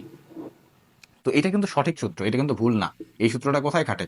এই সূত্রটা খাটে হলো নিক্ষিপ্ত বস্তুর জন্য। নিক্ষিপ্ত বস্তুটা তোমরা জানো যে নিচ থেকে একটা বস্তুকে উপরে নিক্ষেপ করলে একটু আগে ওই যে জি এর আগে কি হয়, মাইনাস হয়। এটা আমরা একটু আগেই করলাম। তো তোমার এখানে অনেকে বলতে পারে যে তাহলে তো এই সূত্রটা সঠিক এই হিসেবে, কিন্তু দেখো এটা কিন্তু একটা স্পেসিফিক কন্ডিশনের জন্য খাটে। তো তোমাকে যখন সমীকরণ টেস্ট করতে বলা হয়েছে, তুমি দেখবা যে তোমার ওভারঅল ইন জেনারেল সূত্র কোনগুলা সেটা মিলতেছে কিনা। যদি এরকম কোনো অপশন না থাকতো, যদি আমাদের ইন জেনারেল সূত্র কোনো অপশনের সাথে না মিলতো, তখন আমরা এটা নিতাম অ্যান্সার হিসেবে। তখন এটা আমরা অ্যান্সার হিসেবে নিতাম, কারণ এই সমীকরণটা সঠিক। কিন্তু এটা একটা স্পেসিফিক কন্ডিশনের জন্য খাটতেছে, আর ওইটা ইন জেনারেল সবার জন্য খাটে। তো এই জন্য আমরা অ্যান্সারটা বি হিসেবে নিছি। ওকে, এরপরে চলো 27 নাম্বার। 27 নাম্বারে কি বলছে? স্থির অবস্থান থেকে, এই যে স্থির অবস্থান মানে কি, আদিবেগ জিরো। স্থির অবস্থান মানে আদিবেগ জিরো। বিনা বাধায় পরন্ত বস্তু নির্দিষ্ট সময় যে দূরত্ব অতিক্রম করে তা ওই সময়ের, এটা হলো পরন্ত বস্তু 3 নম্বর সূত্র, তৃতীয় সূত্র। কি বলছে? বিনা বাধায় পরন্ত বস্তুর অতিক্রান্ত দূরত্ব তার সময়ের বর্গের সমানুপাতিক। তাহলে দেখো এই যে কার সাথে, কার সাথে সম্পর্ক? দূরত্ব। এই যে দূরত্বের সাথে সময়, পরন্ত বস্তুর সূত্র 3টা, তার মধ্যে এটা 3 নম্বর সূত্র। 2 নাম্বারটা হলো ভি সমানুপাতিক টি, এটা হলো 2 নাম্বার। তাহলে 2 নাম্বার সূত্র হলো বেগের সাথে সময়, আর 3 নাম্বার যে সূত্র সেটা হলো দূরত্বের সাথে সময়। তাহলে দূরত্বের সাথে সময় কি? বর্গের সমানুপাতিক। কই অপশন কোথায়? বর্গের, এই যে ঘ নাম্বার, বর্গের সমানুপাতিক। ওকে, চলো পরের প্রশ্ন দেখো। 10 কেজি ভরের কাগজ ও 10 কেজি ভরের পাথরকে একই উচ্চতা থেকে বিনা বাধাই পড়তে দিলে কোনটি ভূমিতে আগে পৌঁছাবে? যদি নর্মালি তুমি ফেলে দাও তোমার বাসার ছাদ থেকে, দেখবা যে পাথরটা আগে পড়বে আর কাগজটা পরে পড়বে। কিন্তু এখানে কি বলে দিছে কন্ডিশনে? বিনা বাধায়। কন্ডিশনে কি বলছে? যে বিনা বাধায়, তার মানে বাতাস থাকতে পারবে না। তাহলে বাতাস যদি না থাকে, তাহলে গ্যালিলিও সাহেব কি বলছে? যে বিনা বাধায় পরন্ত সকল বস্তু সমান সময়ে সমান দূরত্ব অতিক্রম করে। তাহলে এখানে পাথরকে বা কাগজকে সেটা চেনার সময় নাই, কারণ যেহেতু বাধা নাই, বাধা না থাকলে সবাই সমান, এখানে কোনো পার্সিয়ালিটি নাই। তাহলে সেক্ষেত্রে কি হবে? দুটি একই সাথে পড়বে। যদি বাতাস থাকতো তাহলে সেক্ষেত্রে তখন আমরা পাথরকে আলাদা করে হিসাব করতাম, কাগজকে আলাদা করে হিসাব করতাম। কিন্তু বিনা বাধাই যদি পড়ে, তাহলে গ্যালিলিও সাহেবের মতে যে এখানে কাউকে আমরা আলাদা করে কোনো প্রেফারেন্স দিব না, সবাই সমান। সেক্ষেত্রে সবাই, যত পরন্ত বস্তু আছে সব পরন্ত বস্তু হলে একই একই সুযোগ পাবে। ওকে, দেখো, বিনা বাধায় পরন্ত বস্তু 5 সেকেন্ডে, বিনা বাধায় তার মানে এখানেও সেই গ্যালিলিও সাহেবের সূত্র, পরন্ত বস্তু 5 সেকেন্ডে এত মিটার পথ অতিক্রম করলে 72 মিটার পথ অতিক্রম করতে কত সেকেন্ড সময় লাগবে? আচ্ছা, এই অঙ্কগুলোও কিন্তু আমরা ওই গতি যে বললাম, ওই যে যে সমীকরণ, ইন জেনারেল সমীকরণ, সেটা দিয়ে করতে পারবো। কিন্তু তুমি যদি এটাকে একটু ছোট করে করতে চাও, তাহলে এটা তুমি ইউজ করবা এখানে এই যে একটু আগে যে সূত্রটা আমরা বললাম যে এইচ সমানুপাতিক টি স্কোয়ার, এইখান থেকে একটা সূত্র লেখা যায়, সেটা হলো H1/H2 T1 square by T2 square. এইরকম একটা সূত্র লেখা যায়, ঠিক আছে? যেহেতু সমানুপাতিক সম্পর্ক, তাই 1 উপরে 2 নিচে, এরকম ভাবে একটা সূত্র লেখা যায়। তো দেখো, 5 সেকেন্ডে T1, H1 50 মিটার, 72 মিটার, তাহলে কি 72 মিটার কি বলো H2, তাহলে তোমার বের করতে হবে কি কত সময় লাগবে? তাহলে বের করতে হবে T2, বের করতে হবে কি T2। তো এই যে এখান থেকে বের করো, একবারে লেখো T2 সমান H2 T1 square divided by H1 root over, শেষ। H2 কত? 72। T1 কত? T1 হলো 5 সেকেন্ড ডিভাইডেড বাই 50, 5-এর উপরে হবে স্কোয়ার। আসো আমরা হিসাব করে দেখি কত আসে। 72 divided by 50 root over answer 6 আসছে। এই যে 6, এটাই অ্যান্সার, 6 সেকেন্ড, ঠিক আছে? এখন এই সূত্রটা তাহলে তুমি নর্মালি করলে কোন সমীকরণ দিয়ে করতাম? এই সমীকরণটা নর্মালি করলে তুমি করতে S is equal to U T plus half A T square, এরকম দুইটা সমীকরণ বানিয়ে নিতে হতো, এবং দুটো সমীকরণকে 1 2 ধরে, প্রথম সমীকরণে সবগুলোকে 1 ধরতা, দ্বিতীয় সমীকরণে সবগুলোকে 2 ধরে দুটাকে ভাগ করে দাও, তাহলে দেখবা যে তুমি আবার এই সম্পর্কটাই পাচ্ছ। তাহলে তুমি চাইলে কিন্তু ওই যে ঘুরে ফিরে গতির যত প্রবলেম আছে সব তুমি ওই কয়েকটা সূত্রের ভিতরে নিয়ে আসতে পারো, সলভ করতে পারো, কোনো অসুবিধা নেই। আচ্ছা, ওরা পরে করে দেবো অন্য এক সময়, ঠিক আছে? চলো আজকে আমরা এমসিকিউ গুলো শেষ করি। ওকে, দেখো তাহলে আগের প্রশ্নটার মতো এটা 5 সেকেন্ডে গেছে 25 মিটার, তাহলে 6 সেকেন্ডে বস্তুটি আর কত দূরত্বে যাবে? তো এটা আমি করে দিলাম না, এটা তোমরা বাসায় করবা নিজেরা, HW। আচ্ছা, এরপরে দেখো পরেরটা, পরন্ত বস্তুর ক্ষেত্রে একটি বস্তু এত সেকেন্ডে এত মিটার দূরত্ব অতিক্রম করে, ওই বস্তুটি 5 সেকেন্ড কত? এটাও বাসায় করবা নিজেরা, বাসায় করবা, করে দেখবা যে অপশনের সাথে মেলে কিনা। আচ্ছা, এরপরে চলে যাও পরের প্রশ্ন। 32 দেখো কি বলছে, 100 মিটার উঁচু থেকে একটি বস্তু নিচে ফেলে দিলে এটি কত বেগে মাটিতে পড়বে। আচ্ছা, উপর থেকে নিচে ফেলে দিলে সবসময় মনে রাখবা যে পড়ন্ত বস্তু উপর থেকে কোনো বস্তুকে ফেলে দিলে তার আদিবেগ হবে 0। উপর থেকে কোনো বস্তুকে ফেলে দিলে তার আদিবেগ 0 হবে। তো এখানে আদিবেগ 0টা তো আমি জানি, দূরত্ব দেওয়া আছে বা উচ্চতা দেওয়া আছে, তো এটাকে ধরো এস। এস মানে দূরত্ব বা উচ্চতা বা সরণ যেটাই ধরো। তাহলে কত বেগে মাটিতে পড়বে, তাহলে কি চাইছে, শেষ বেগ ভি চাইছে। আর নিচে যখন পড়ে সেটা ত্বরণ তো তুমি জানোই, ত্বরণ কি হয়, অভিকর্ষীয় ত্বরণ জি হয় 9.8। তাহলে এবার কোন সূত্র পড়ে, ভি জি ইউ এস। তাহলে V square is equal to U square plus 2 AS। ঠিক আছে, দেখো আদিবেগ 0 প্লাস। আচ্ছা, এখানে প্লাস, তাহলে আগের বার এই সূত্র আমরা ইউজ করেছিলাম তখন মাইনাস দিয়েছিলাম না একটা সূত্রে, তখন আর এখানে প্লাস দিলাম কেন?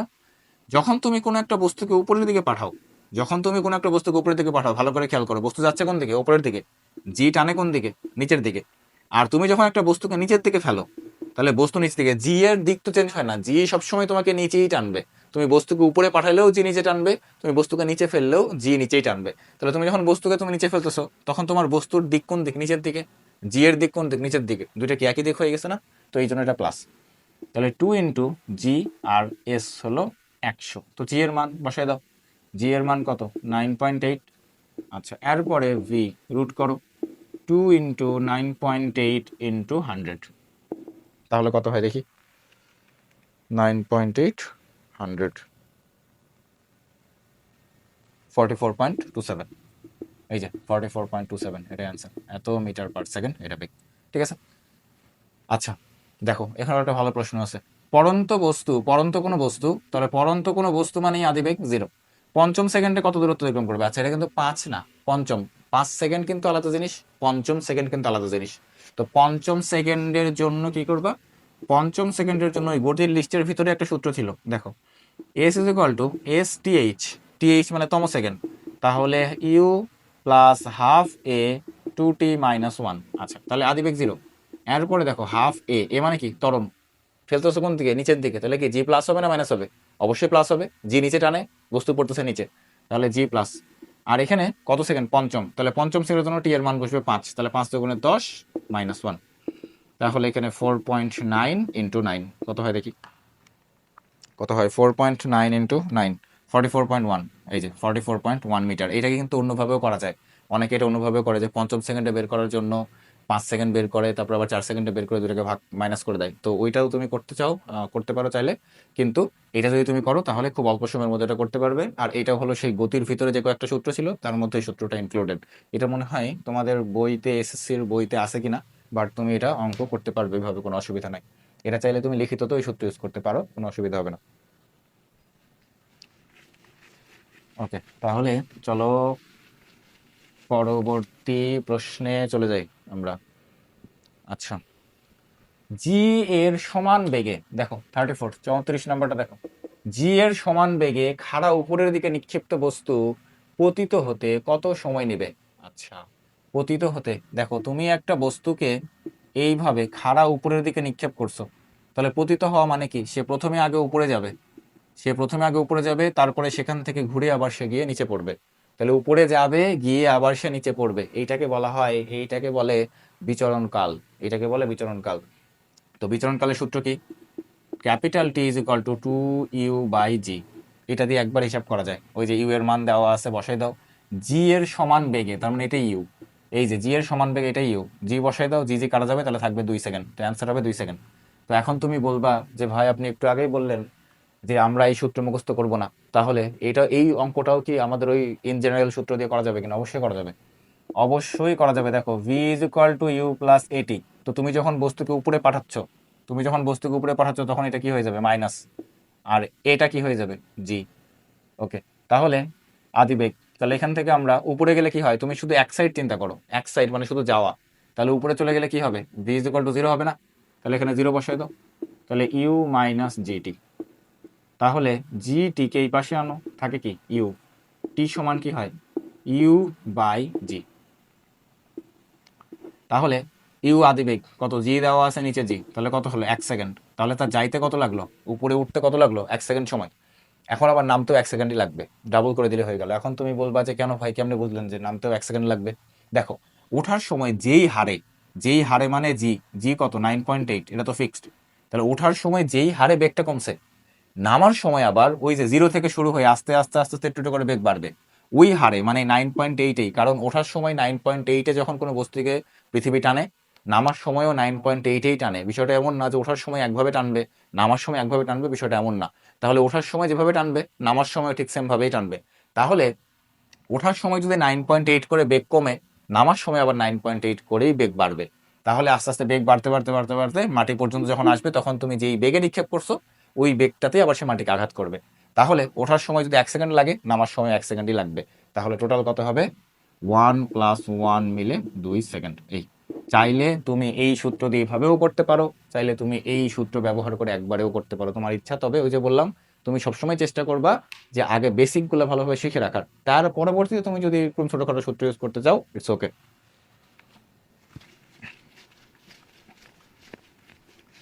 দেখো পরবর্তী প্রশ্ন 35।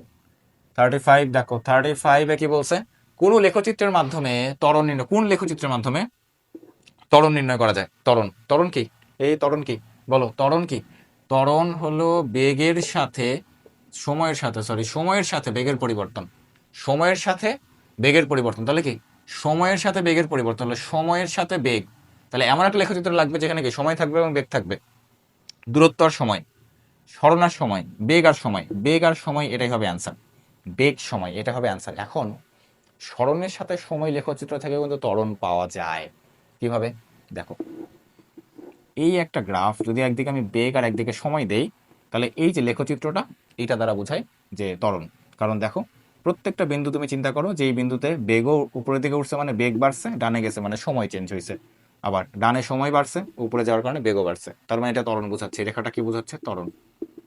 আচ্ছা, এবার সরণের সাথে সময়, তো সরণের সাথে সময় সেই লেখচিত্রটা যদি এরকম হয়, এই লেখচিত্র, এটাকে সরণ, এদিকে টাইম, তো এইটা দ্বারাও ত্বরণ বোঝায়, এইটা দ্বারাও ত্বরণ বোঝায়, ঠিক আছে। এখন তুমি বলবা যে তাহলে আমি বেগ সময় কেন নিলাম? বেগ সময় এই জন্য নিলাম যে বেগ সময়টা দ্বারা, যেহেতু সময়ের সাথে বেগের পরিবর্তন মানে কি হয়? ত্বরণ হয়। তো ওই হিসেবে আমরা, যদিও এখানে এইটাকে আগায় রাখার মতো কোনো এক্সট্রা লজিক নাই, কিন্তু তোমাদের ক্লাসে তুমি চিন্তা করবা কিছু কিছু প্রশ্ন, তোমার টিচারের মাইন্ডসেট বুঝতে হবে যে স্যার এই প্রশ্নটা কেন দিছে, সে কি অ্যান্সার চাচ্ছে উনি। তো উনি অ্যান্সার চাচ্ছে মূলত যে ত্বরণের সাথে সময়, তাহলে ত্বরণ, সরি, ত্বরণ চাইতে যেহেতু চাইছে, তার মানে তোমার বেগের সাথে সময়, ত্বরণের সংখ্যাটা মূলত কি, যে সময়ের সাথে বেগের পরিবর্তন। তো এই জন্য অ্যাকচুয়ালি তোমাকে বেগ এবং সময় সেই সম্পর্কটা সে জানতে চাইছে, তুমি সেটা জানো কিনা। তো এই জন্যই এখানে তোমার বেগ সময় আনসার করাটাই হবে বেশি যৌক্তিক। কিন্তু স্মরণ সময় দ্বারাও কিন্তু ত্বরণ পাওয়া যায় লেখচিত্র থেকে, ঠিক আছে। আচ্ছা, তাহলে চলো পরের প্রশ্নে, পরের প্রশ্নে যাওয়া যাক। চলো পরের প্রশ্নে যাই, পরের প্রশ্ন তাহলে 36। দেখো, নিচের বেগ সময় লেখচিত্রে কোনটি সমবেগের লেখচিত্র নির্দেশ করে? সমবেগ, সমবেগ মানে কি? বেগ সমান সমবেগ। এই যে দেখো প্রথমটা, 1 নাম্বার, এ নাম্বারটা দেখো, নিচে নামতেছে। নিচে নামা মানে কি? বেগ কমছে না কমেনি? অবশ্যই কমছে, কারণ উপরের দিকে এই যে আরো চিহ্ন দেয়, উপরের দিকে কি বোঝায়? বেগ। তাহলে নিচে নামছে রেখাটা, নিচে নামা মানে কি? বেগ কমছে। তাহলে বেগ যদি কমে, তাহলে কি বেগ সমান থাকলো? থাকলো না, তাহলে এ হবে? হবে না, বাদ। আচ্ছা, সি দেখো, উপরের দিকে উঠছে, তাহলে উপরের দিকে উঠলে কি বেগ বাড়ছে না? অবশ্যই বাড়ছে, কারণ উপরেই তো বেগ, তাহলে উপরে ওঠা মানেই তো বেগ বাড়া, তাহলে সি হবে? হবে না। আচ্ছা, ডি, ডি নাম্বার, ডি নাম্বারও কি দেখো, বেগের সাথে সময়, তো যদিও কার্ভ, রেখাটা বক্ররেখা, কিন্তু তারপরে তো উপরে উঠছে, তাহলে উপরে উঠলে কি বেগ তো অবশ্যই বাড়ছে, তাহলে হবে না। বি নাম্বার দেখো, এই যে সরল রেখা, উপরে নিচে ওঠানামা করছে, করেনি, তাহলে উপরে নিচে ওঠানামা করেনি, তার মানে এটা সমবেগ। ওকে, দেখো, নিচের কোনটি মুক্তভাবে পড়ন্ত বস্তুর লেখচিত্র নির্দেশ করে? মুক্তভাবে পড়ন্ত বস্তুর লেখচিত্র, তাহলে মুক্তভাবে পড়ন্ত বস্তুর সূত্র কয়টা? 3টা। তার মধ্যে প্রথম সূত্রের জন্য কোনো গাণিতিক সমীকরণ নাই, কিন্তু পরের দুইটা সমীকরণের জন্য গাণিতিক সমীকরণ আছে। একটা ভি সমানুপাতিক টি, আর একটা হলো এইচ সমানুপাতিক টি স্কোয়ার। তো ভি সমানুপাতিক টি লেখচিত্রগুলো কিরকম হবে আমি আঁকাই দিই, তারপর আমরা অপশনে দেখতেছি। দেখো, ভি সমানুপাতিক টি মানে কি? সময়ের সাথে বেগ বাড়বে, তাহলে এই যে সময়ের সাথে বেগ বাড়লো, সময়ের সাথে বেগ বাড়লো, বা ত্বরণ, ত্বরণ কি থাকে না? থাকে, ওই যে জি, তাহলে ওইটাই হলো জি। আচ্ছা, এটা গেল সেকেন্ড, এবার থার্ড। থার্ডটা কেমন হবে? থার্ডটা হবে এরকম, এই যে এরকম হবে, এইচ আর এদিকে টি, তাহলে এইচ সমানুপাতিক টি স্কোয়ার। এটা হয় পরাবৃত্তীয় রেখা, এই রেখাটা হয় পরাবৃত্তীয় রেখা। সবসময় মনে রাখবা যে রেখাটা কেমন হবে। আচ্ছা, এটা একটা টেকনিক বলে দিই। দেখো, যে যার উপরে স্কোয়ার আছে না, যার উপরে স্কোয়ার আছে, দেখো পেটের মতো যে কার্ভ অংশটা, এই রেখাটা এই কার্ভটা কিন্তু দুই রকম হতে পারে, এই যে গোল কার্ভটা, এটা এরকমও হতে পারে, আবার এরকমও হতে পারে। দুইটার মধ্যে কোনটা হবে, এটা কিন্তু অনেকেরই একটা কনফিউশন থাকে। দুইটার মধ্যে কোনটা হবে সেটা কেমনে মনে রাখবো, দেখো একটা ট্রিক্স বলে দিই। যার উপরে স্কোয়ার আছে, যার উপরে স্কোয়ার আছে, ওই যে গোল যে কার্ভের অংশটা তার দিকে যাবে। তাহলে এখানে এইটা হচ্ছে না, তাহলে এটা যদি এইচ দেই আর এটা যদি টি দেই, তাহলে দেখো এই পেটের মতো কার্ভ অংশটা যাবে এদিকে। এখন তুমি যদি মনে করো যে না আমি ঘুরাই দিব, টিটা আমি এখানে দিব, তাহলে এই লেখচিত্রটাই তখন ঘুরে যাবে। তাহলে টি এখানে দিলে দেখো স্কোয়ার কার উপরে আছে, টি এর উপরে স্কোয়ার, তাহলে তখন এই যে গোল কার্ভ অংশটা যাবে টি এর দিকে, তখন হবে লেখচিত্রটা এরকম হবে। ঠিক আছে, আচ্ছা তাহলে এবার আসো বেগ সময়, বেগের সাথে সময়, এইটা একটা। আচ্ছা এইটা কি বেগ সময়, এটা কি বেগ সময়, বেগ চেঞ্জ হয়েছে হয়নি, উপরে ওঠানামা করছে করেনি, তাহলে এটা বাদ। পড়ন্ত বস্তুর ক্ষেত্রে কি বেগ ওঠানামা করে কি করে না, অবশ্যই করে। বেগ পরিবর্তন হয় কি হয় না, অবশ্যই হয়। তাহলে আচ্ছা এটা দেখো কি মন্দন, এটা হলো মন্দন। তাহলে পড়ন্ত বস্তু মানে যে বস্তুটা উপর থেকে নিচে পড়তেছে তার কি মন্দন হয় না, ত্বরণ হয়। কেন হয় বা কেন হয় না, দেখো তুমি একটা বস্তুকে নিচের দিকে ফেলে দিছো, তাহলে বস্তুর দিক কোন দিকে, নিচের দিকে। আর অভিকর্ষীয় ত্বরণ জি, জি টানে কোন দিকে, নিচের দিকে। তাহলে নিচের দিকে যদি টানে, তুমি নিচের দিকেই বস্তুকে পড়তে দিছো, তাহলে কি বেগ বাড়বে না কমবে, অবশ্যই বাড়বে। নিচে পড়তে পড়তে কি হবে, বেগ বাড়বে। তাহলে বেগ যদি বাড়ে তাহলে ত্বরণ হয়, মন্দন হয় না। তাহলে এইটা বাদ। যদি নিক্ষিপ্ত বস্তু বলতো তখন কিন্তু মন্দন হতো। আচ্ছা ওকে, দেখো বেগ আর সময়, একটু আগে কি বললাম, সরল রেখা। এটা কি সরল রেখা না, সরল রেখা হলে কি হয়, সরল রেখা হলে কি হয়, সরল রেখা হলে ঢাল বা বৃদ্ধি সমান হয়। তাহলে এখানে কি সরল রেখা, তাহলে এটা কি ঢাল বা বৃদ্ধি সমান হবে, হবে না। কিন্তু তুমি তো জানো যে জি এর ক্ষেত্রে এই জিটা কি সবসময় সমান, তার মানে বেগের পরিবর্তনটা সবসময় কি সমান হয়। জি এর মানটা তো ফিক্স থাকে, কিন্তু এটা দ্বারা বোঝাচ্ছে যে না বেগের পরিবর্তন সবসময় সমান না। তাহলে এইটা হবে না, তাহলে আমাদের অ্যান্সার হবে এটাই। দেখো এটা সমতরণের গ্রাফ, ওই যে এই যে দেখো মিলে গেছে, এই যে আমাদের এটার সাথে মিলে গেছে, এটার ওটা একই, তো এটা অ্যান্সার। ঠিক আছে, চলো পরের প্রশ্ন। ওকে, এরপরে চলো পরের প্রশ্ন দেখি কি বলছে। অভিকর্ষের বিপরীতে নিক্ষিপ্ত বস্তুর গতি, ওই যে অভিকর্ষের বিপরীতে মানে কি, নিক্ষিপ্ত বস্তু। দেখো উপরের দিকে নিক্ষিপ্ত বস্তু, একটু আগে কি বললাম, দেখো একটু আগেই তো বললাম, একটু আগের প্রশ্নে আমরা বললাম যে উপর থেকে যখন নিচে পড়বে তখন কি বেগ বাড়বে, তার মানে কি ত্বরণ হবে। আর নিচ থেকে যখন আমি উপরে পাঠাবো, অভিকর্ষ বিপরীতে মানে কি উপরের দিকে পাঠাবো, তখন কি হবে, বেগ কমবে বা মন্দন হবে। তাহলে এটা কি ত্বরণ, এটা হবে হবে না। অনেকে কিন্তু ভুল করে এটা দাগায় ফেলবে, কারণ এটা পড়ন্ত বস্তুর জন্য, কিন্তু এটা পড়ন্ত বস্তুর জন্য, নিক্ষিপ্ত বস্তুর জন্য না। আচ্ছা এইটা, এটা হবে হবে না, এটা হবে সমবেগ, হবে না। তাহলে অ্যান্সার হবে এটা। কারণ কি, অভিকর্ষ বলের বিপরীতে যখন তুমি দিবা তখন আস্তে আস্তে বেগ কমবে, তাহলে বেগ কমলে কি হবে, মন্দন হবে।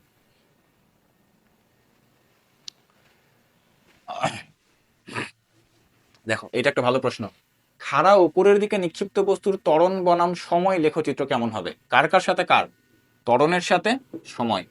আচ্ছা তুমি খাড়া উপরে পাঠাও, নিচে পাঠাও, যেখানেই তুমি পাঠাও সবসময় ত্বরণটা কি থাকে, জি থাকে। উপরে গেলে প্লাস হয় আর নিচে নামলে মাইনাস হয়, কিন্তু জি এর মানটা তো সেম, 9.8 ms ইনভার্স 2।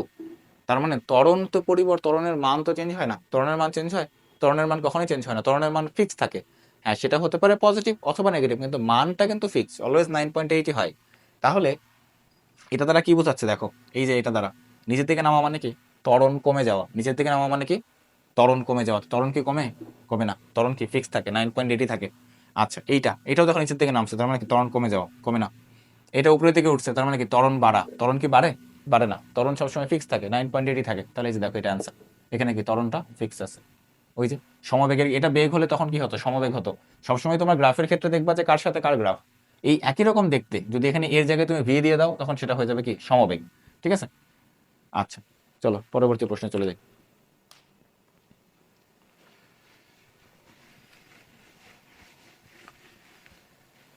41, একটি বস্তু নির্দিষ্ট দিকে সমতরণে গতিশীল হলে, একটি বস্তু নির্দিষ্ট দিকে সমতরণে গতিশীল হলে এর বেগ সময়ের সাথে বাড়তে থাকে।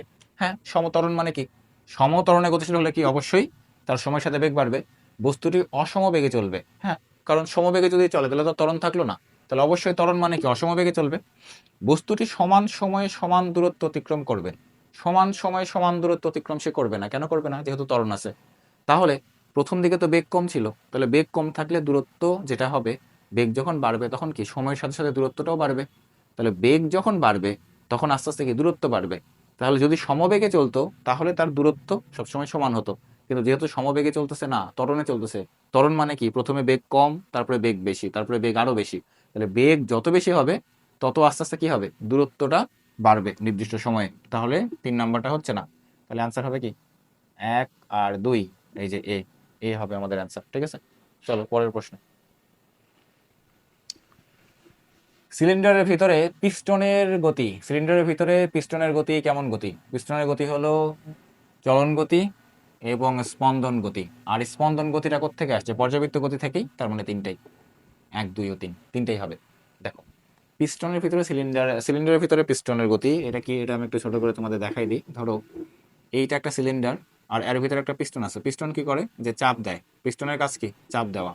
এই যে এটা একটা পিস্টন ধরো, ঠিক আছে, এরকম একটা পিস্টন যেটা চাপ প্রয়োগ করা যায়। ভিতরে ধরো গ্যাস আছে, ওই গ্যাসটাকে পিস্টন আস্তে আস্তে চাপ দেয়। তো চাপ দিলে কি নিচে নামে, আবার যদি তুমি চাপ অপসারণ করো তখন যদি আবার উপরে উঠবে, আবার নিচে নামবে, আবার উপরে উঠবে। তো এই যে উপর নিচে ওঠানামা করতেছে, তো উপর নিচে ওঠানামা করলে কি হয়, স্পন্দন গতি হয়। স্পন্দন গতি আমরা কি বলছিলাম, যে যায় আসে এরকম হয় স্পন্দন গতি। আর এইটা চলন গতিটা হলো সরলরৈখিক গতির মতোই, কাইন্ড অফ, যে একটা সরলরেখা বরাবর ক্রিয়া করতেছে। তাহলে এটা হলো চলন গতির মধ্যে পড়বে। আর স্পন্দন গতিটা কার গতি, পর্যাবৃত্ত গতির একটা ক্যাটাগরি, তাহলে এটাকে পর্যাবৃত্ত গতিও বলা যায় ইনডিরেক্টলি। তাহলে তিনটাই হবে অ্যান্সার। ঠিক আছে, আচ্ছা এরপরে চলো 43। একটি পাথরকে সুতা দিয়ে বেঁধে মাথার উপর ঘোরালে, আচ্ছা সুতা দিয়ে বেঁধে মাথার উপরে ঘোরানো মানে এই যেরকম একটা বৃত্তাকার পথে ঘোরানো হচ্ছে। এটা একটা সুতা, এই যে এটা একটা বস্তু, এইটা একটা সুতা। তো সুতা দিয়ে বেঁধে এটাকে আমি এরকম চারপাশ দিয়ে এরকম ভাবে ঘোরাচ্ছি। তাহলে ক্রমাগত দিক পরিবর্তন করবে। হ্যাঁ অবশ্যই দিক পরিবর্তন করবে। যখন এটা এখানে থাকবে একবার, একবার সেখানে থাকবে, একবার সেখানে থাকবে, তাহলে অবশ্যই তার ক্রমাগত দিক পরিবর্তন হবে। ত্বরণ সৃষ্টি হবে, হ্যাঁ অবশ্যই ত্বরণ সৃষ্টি হবে, অবশ্যই ত্বরণ সৃষ্টি হবে। ত্বরণটা কি হবে, A is equal to V square by R, এটাকে বলা হয় কেন্দ্রমুখী ত্বরণ। এটা কি হবে তাহলে, ভি স্কোয়ার বাই আর হবে। সমবেগে চলতে থাকবে না, সমবেগে কেন চলবে, ত্বরণ যেখানে থাকে সেখানে কি সমবেগ থাকে, থাকে না তো। তাহলে 1 আর 2, যেহেতু আগেই বলছি আমরা ত্বরণ সৃষ্টি হবে, তাহলে সেখানে সমবেগ থাকা চলার কোনো প্রশ্নই আসে না। ভেক্টর রাশির মান, ওই যে একটা শুরুতে এরকম প্রশ্ন ছিল, ভেক্টর রাশি নির্দেশ করে কোনটি, আর এটা বলছে মান। তাহলে মান এটা কি, এটা মান নির্দেশ করে না, এটা শুধু ভেক্টর রাশি। এটা ভেক্টর রাশি নির্দেশ করে, মানে যেখানে মানও আছে এবং দিকও আছে। মান নির্দেশ করে কোনটা, যে এটা আর এটা, এই দুইটা হলো মান নির্দেশ করে। তাহলে 2 আর 3, এটা হলো অ্যান্সার। কোনো বস্তুর দ্রুতি 18 মিটার পার সেকেন্ড বলতে কি বোঝায়? আচ্ছা দ্রুতি 18 মিটার পার সেকেন্ড বলতে কি বোঝায়, সে 18 মিটার পার সেকেন্ড বেগে যাচ্ছে, মানে প্রতি সেকেন্ডে 1 সেকেন্ডে 18 মিটার পার সেকেন্ড মানে হলো 1 সেকেন্ডে সে যাচ্ছে 18 মিটার। মিটার পার সেকেন্ড, এই যে নিচে যেটা থাকে পার সেকেন্ড, এটা দ্বারা বোঝায় 1 সেকেন্ডে। তাহলে 1 সেকেন্ডে যাচ্ছে কত, 18 মিটার। তাহলে 1 সেকেন্ড 18 মিটার হচ্ছে, ঠিক আছে 1 নাম্বার ঠিক আছে। আচ্ছা 2 নাম্বার, ও দুইটা এখানে চলে আসছে, যে 2 নাম্বার বলছে বস্তুটি 2 সেকেন্ডে 36, হ্যাঁ তো 18 সেকেন্ডে যদি 1 সেকেন্ডে যদি 18 যায়, তাহলে 2 সেকেন্ডে দ্বিগুণ করে দিলে কত হবে, 36 মিটার চলবে। ঠিক আছে, এটাও হবে, 2 হবে। আচ্ছা 3 নাম্বার কি বলছে, 3 সেকেন্ডে। তাহলে 3 সেকেন্ডে সে কত দূর যাবে, তাহলে 18 গুণ 3, তাহলে কত হয় 54 মিটার। তাহলে এটাও ঠিক আছে। তাহলে তিনটেই ঠিক আছে, 1 2 3, ঠিক আছে। চলো পরের প্রশ্ন। তাহলে উদ্দীপকের আলোকে নিচে দুটো প্রশ্নের আনসার দিতে বলছে, যে 49 ও 50। আচ্ছা উদ্দীপকে কি আছে, উদ্দীপক, আচ্ছা এই গ্রাফগুলো তোমাকে চিনতে হবে। দেখো এটা কিসের গ্রাফ, কার সাপেক্ষে বলছে, ভি। এটা ভি, উপরের দিকে এটা ভি আর নিচে এটা হলো টাইম এস। তাহলে আসো আমরা গ্রাফটা চিনে নেই। উপরের দিকে যতটুকু ওঠে এটা কি হয়, ত্বরণ হয়। একটু আগে বললাম ত্বরণ, এরকম এমসিকিউতে ছিল। আবার এই যে বিসি, এটা কি, এটা হলো বেগ চেঞ্জ হয়েছে, উপরে ওঠানামা করছে, করেনি, তাহলে সমবেগ। সি থেকে ডি, এটা কি হবে আবার ত্বরণ। প্রথম 6 সেকেন্ডে অতিক্রম দূরত্ব, প্রথম 6 সেকেন্ডে, তাহলে এটা তো 5, এই বি পর্যন্ত হলো 5, চাইছে কি প্রশ্নে 6 সেকেন্ডে, তার মানে এই যে বি এর পাশে এখানে এরকম একটা জায়গাতে, ঠিক আছে। তাহলে আমাদের চাইছে 6 সেকেন্ডে। তো 6 সেকেন্ডে দূরত্ব বের করার জন্য খেয়াল করো, 5 সেকেন্ড পর্যন্ত কি হয়েছে, ত্বরণ হয়েছে না। আর পরের 1 সেকেন্ড মানে 5 থেকে 6, ওই 1 সেকেন্ডে হচ্ছে সমবেগ, চলছে সমবেগ। তার মানে আমি একটা সূত্র দিয়ে বের করতে পারবো না, এটাকে দুইভাবে করতে হবে। আচ্ছা তো এটাকে দুইভাবে করার জন্য কিভাবে করা যায়, S1 প্লাস S2। তাহলে S1 কি হবে, এই যে এইটুকু এ থেকে বি, তাহলে U plus V divided by 2 into T plus VT, এটাকে টি প্রাইম দিলাম। তাহলে ইউ প্লাস ভি, এইটা প্রথম অংশটুকুর জন্য 0 থেকে শুরু হয়েছে, তাহলে আদি বেগ 0, শেষ বেগ কত 10, divided by 2 into T, time কত, এইটুকু হলো 5 সেকেন্ড। তাহলে এইটা 5 পর্যন্ত হিসাব শেষ। এরপরে ভি টি প্রাইম, তাহলে ভি কত দেখো, ওই যে 1 সেকেন্ডের জন্য কতটুকু গেছে, 10 মিটার পার সেকেন্ড গেছে। এবার কতটুকু সময় ধরে গেছে, 1 সেকেন্ড। কতটুকু সময় ধরে গেছে, 1 সেকেন্ড ধরে, ওই যে 5 থেকে 6। তাহলে শুরু থেকে আমরা পুরো 6 সেকেন্ডের ঘটনাটাকে 2 ভাগে ভাগ করছি, তাছাড়া কোনো উপায় নাই। কারণ কি, এইটুকু চলছে কত ত্বরণে, ওইটুকু গেছে কি সমবেগে। তো ত্বরণ আর সমবেগ দুটো তো ডিফারেন্ট ঘটনা, তো দুটোকে তুমি এক জায়গায় নিয়ে আসতে পারো না। তাহলে 5 দুগুণে 10, 25 প্লাস 10, তাহলে কত হয় 35 মিটার। তো এটাই হবে আনসার, 35 মিটার। তো এইটাকে আরেকভাবেও করা যায়, সেটা ক্ষেত্রফল দিয়ে। এটাকে আরেকভাবে করা যায় ক্ষেত্রফল দিয়ে। করবা? আসো ক্ষেত্রফলটা দেখবা, দেখো ক্ষেত্রফল এই যে এইটুকু একটা কি ত্রিভুজ না? তাহলে ত্রিভুজের জন্য হাফ ইন্টু ভূমিকোণের উচ্চতা। ভূমি কত? 5, উচ্চতা কত? 10। এটা হয়ে গেল এইটুকু প্লাস এরপরে এই যে এইটুকু দেখো ওই যে পরের 1 সেকেন্ডের জন্য, তাহলে এটা কি হলো? এটা একটা আয়তক্ষেত্র। তাহলে আয়তক্ষেত্রের জন্য কি হয়? দৈর্ঘ্য গুণ প্রস্থ। তাহলে এইটা দৈর্ঘ্য কত? 10। আর প্রস্থ কত? এই যে এতটুকু হলো প্রস্থ, তাহলে 1। দেখো তাহলে 5 5 5 25 প্লাস 10 কত হলো? 35 মিটার, যেটা অ্যান্সার। ঠিক আছে, দেখো সুন্দর না নিয়মটা? তাহলে এখন থেকে তুমি চাইলে কিন্তু ক্ষেত্রফল দিয়েও বের করতে পারো, সেটা কি দূরত্ব। এবং সে দূরত্ব বের করার জন্য অবশ্যই ক্ষেত্রফল কখন খাটবে? যখন তোমার একদিকে বেগ থাকবে, একদিকে সময় থাকবে। বেগের সাথে সময়, তাহলে বেগের সাথে সময় যদি থাকে তাহলে সেক্ষেত্রে তুমি ক্ষেত্রফল দিয়ে দূরত্ব বের করে ফেলতে পারবে পুরোটাই। হয়ে গেছে। আচ্ছা, তাহলে এবার 50 উদ্দীপকের গাড়িটি, এই যেটার কথা বলছে, যে গ্রাফটার কথা, যে বিসি অংশ সুষমবেগে চলছে। বিসি সুষমবেগে চলছে, হ্যাঁ অবশ্যই। এই যে বিসি দেখো সমবেগে চলছে। সিডি অংশ সুষম ত্বরণে চলছে, হ্যাঁ অবশ্যই সিডি সুষম ত্বরণে চলছে। আচ্ছা, এবি অপেক্ষা সিডি অংশে ত্বরণ বেশি। এবি অপেক্ষা সিডি অংশে ত্বরণ বেশি। আচ্ছা আসো দেখি, বের করে দেখি কি হয়। এ বি এর জন্য ত্বরণ বের করি, আসো। তাহলে এ বি এর জন্য ত্বরণ কি হয়? বেগের পরিবর্তন বাই সময়। তাহলে বেগের পরিবর্তন এ থেকে বি, 0 থেকে 10। তাহলে 10 ডিভাইডেড বাই টাইম কত? 0 থেকে 5, তাহলে 5, 2 ms ইনভার্স 2। আচ্ছা এবার আসো দেখি আমরা সিডি এর অংশে ত্বরণ বের করি। সিডি এ সি থেকে ডিতে গেছে, তাহলে 10 থেকে 20-এ গেছে। তাহলে 20 মাইনাস 10, কারণ উপরে কি হয়? বেগের পরিবর্তন, আর নিচে সময়, 10 থেকে 20। তাহলে 20 মাইনাস 10 এখানেও, ঠিক আছে। তাহলে আসতেছে কত? 1 ms ইনভার্স 2। তাহলে কি বলছিল? এবি অপেক্ষা সিডি অংশে ত্বরণ বেশি। এবি অপেক্ষা সিডি অংশে ত্বরণ বেশি না, এবিতেই ত্বরণ বেশি। সিডির ত্বরণ বেশি না, ত্বরণ বেশি কোথায়? এবিতে। ঠিক আছে, এটা বের করেও তুমি দেখতে পারো, অথবা তুমি এখান থেকে দেখে দেখেও গেস করতে পারো। দেখো এটা কি একটু খাড়া বেশি না? বেশি খাড়া না? তাহলে বেশি খাড়া হলে কি হবে? ত্বরণ বেশি হবে, ঢাল বেশি হবে। আর এটা দেখো কি খাড়া বেশি, একটু ঢালু না হালকা, এটার চেয়ে একটু ঢালু। তার মানে এখানে ত্বরণ কম, ঢাল কম। তার মানে এটা হলো না। তাহলে হবে 1 ও 2, এটাই আনসার। ঠিক আছে, তাহলে ঢাল মানেই ত্বরণ, খাড়া বেশি হলে ত্বরণ বেশি, একটু ঢালু হলে ত্বরণ কম। শেষ। ওকে ওকে, চলো পরের প্রশ্ন। পরের প্রশ্ন দেখো 51। কি বলছে? 51 দেখো, গ্রাফ দেখা যাচ্ছে? হ্যাঁ মোটামুটি দেখা যাচ্ছে, ভালো বেশ। ও এ অংশের দ্রুতি কত? ও এ কোন অংশ? ও এ, ও এ অংশ কোনটা? এই যে ও এ, ও এ অংশের দ্রুতি কত? আচ্ছা, ও এ অংশের দ্রুতি বলতে অ্যাকচুয়ালি এটা যে দূর আছে, এটা দূরত্ব। এটা দূরত্বের সাথে সময়, দূরত্বের সাথে সময়ের গ্রাফ, তার মানে এটা কি সমবেগ। তাহলে ও এ অংশটা কি বোঝাচ্ছে? সমবেগ বোঝাচ্ছে। আগে গ্রাফ দেখে দেখে গ্রাফটা চিনে নিতে হবে। তুমি গ্রাফ দেখে আগে চিনে নেবা যে কোনটা কি। এস এর সাথে টি, এস এর সাথে টি হলে এটা কি বোঝাবে? সমবেগ। তাহলে এ বিটা কি বোঝাচ্ছে বলো দেখি? এ বিটা বোঝাচ্ছে স্থির অবস্থা। কেন স্থির অবস্থা?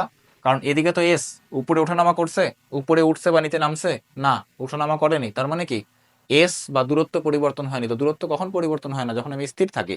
যদি আমি চলমান থাকি, যদি আমার বেগ থাকে, তাহলে অবশ্যই আমার দূরত্ব চেঞ্জ হবে। আচ্ছা আবার দেখো বিসি, বিসিটা কি? সমবেগ।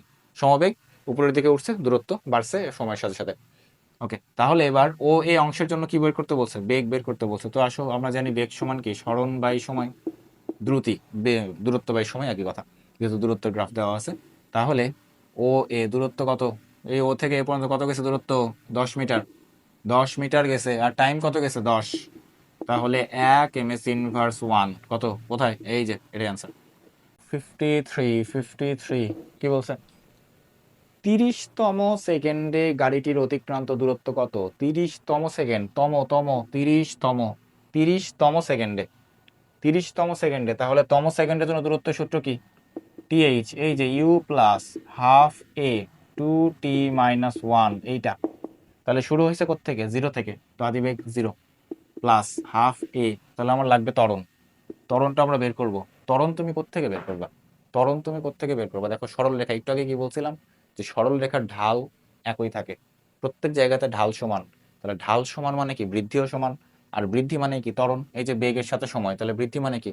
ত্বরণ। এখন ত্বরণ তুমি যেখান থেকে বের করো একই পাওয়া যাবে, কারণ কি সব জায়গাতে ঢাল সমান। তাহলে তুমি চাইলে 0 থেকে 50 মানে এইটুকুর ভিতরে বের করতে পারো, তুমি চাইলে 0 থেকে 100 এইটুকুর ভিতরে বের করতে পারো, তুমি চাইলে 0 থেকে 200 এই পুরোটার ভিতরে বের করতে পারো। ঠিক আছে, তো আমরা যে কোনো একটা নিব। তো কোনটা নেওয়া যায়? যেহেতু 30তম সেকেন্ড বলছো, তো আসলে আমরা পুরোটাই ধরি একবারে, না ধরলেও হতো, এইটুকু ধরলেও হতো, ইচ্ছা। দেখো এদিকে 10 20 30 একইভাবে বাড়ছে, এদিকে দেখো 50 100 150 একইভাবে বাড়ছে। তো তুমি যেখান থেকে ইচ্ছা বের করতে পারো, কোনো সমস্যা নেই। তাহলে ত্বরণ আমরা নিলাম 150 থেকে 0, তাহলে 150 মাইনাস 0 ডিভাইডেড বাই 30 মাইনাস 0, তাহলে 5 নাকি 5 এমএস ইনভার্স 2 হয় না, 3 5 15, তাহলে এটা 5। আচ্ছা, এরপরে 30তম, টি এর মান 30 বসাও, 30 দুগুণে 60 মাইনাস 1। ওকে, চলো এবার হিসাব করে দেখি। 59.2.5, তাহলে 147.5 এত মিটার। ওই দেখি অ্যান্সার, এই যে এটাই অ্যান্সার। আচ্ছা, এরপরে দেখো উদ্দীপকের গাড়িটি কি বলছে? উদ্দীপকের গাড়িটি অসমবেগে চলছে। অসমবেগে চলছে, হ্যাঁ অবশ্যই অসমবেগে, কারণ কি ত্বরণ আছে, তাহলে অবশ্যই অসমবেগে, এটা ঠিক আছে।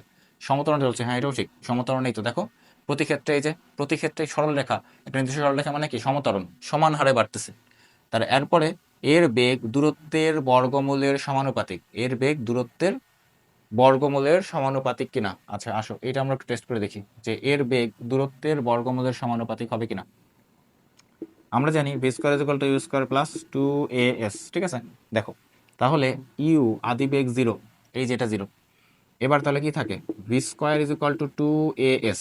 তো যেহেতু সমতরণ মানে কি, এটা কনস্ট্যান্ট, আর কনস্ট্যান্টের সাথে সমান মিলে হয়ে যায় সমানুপাতিক, তাহলে সমানুপাতিক এস, বেগ দূরত্বের বর্গমূল, তাহলে আসো বেগ, এই যেটা রুট করে দাও, দূরত্বের বর্গমূল, ঠিক আছে, তাহলে ঠিক আছে 1 2 ও 3 3 হবে, বেগ দূরত্বের বর্গমূলের সমানুপাতিক, ঠিক আছে। ওকে, চলো পরের প্রশ্ন।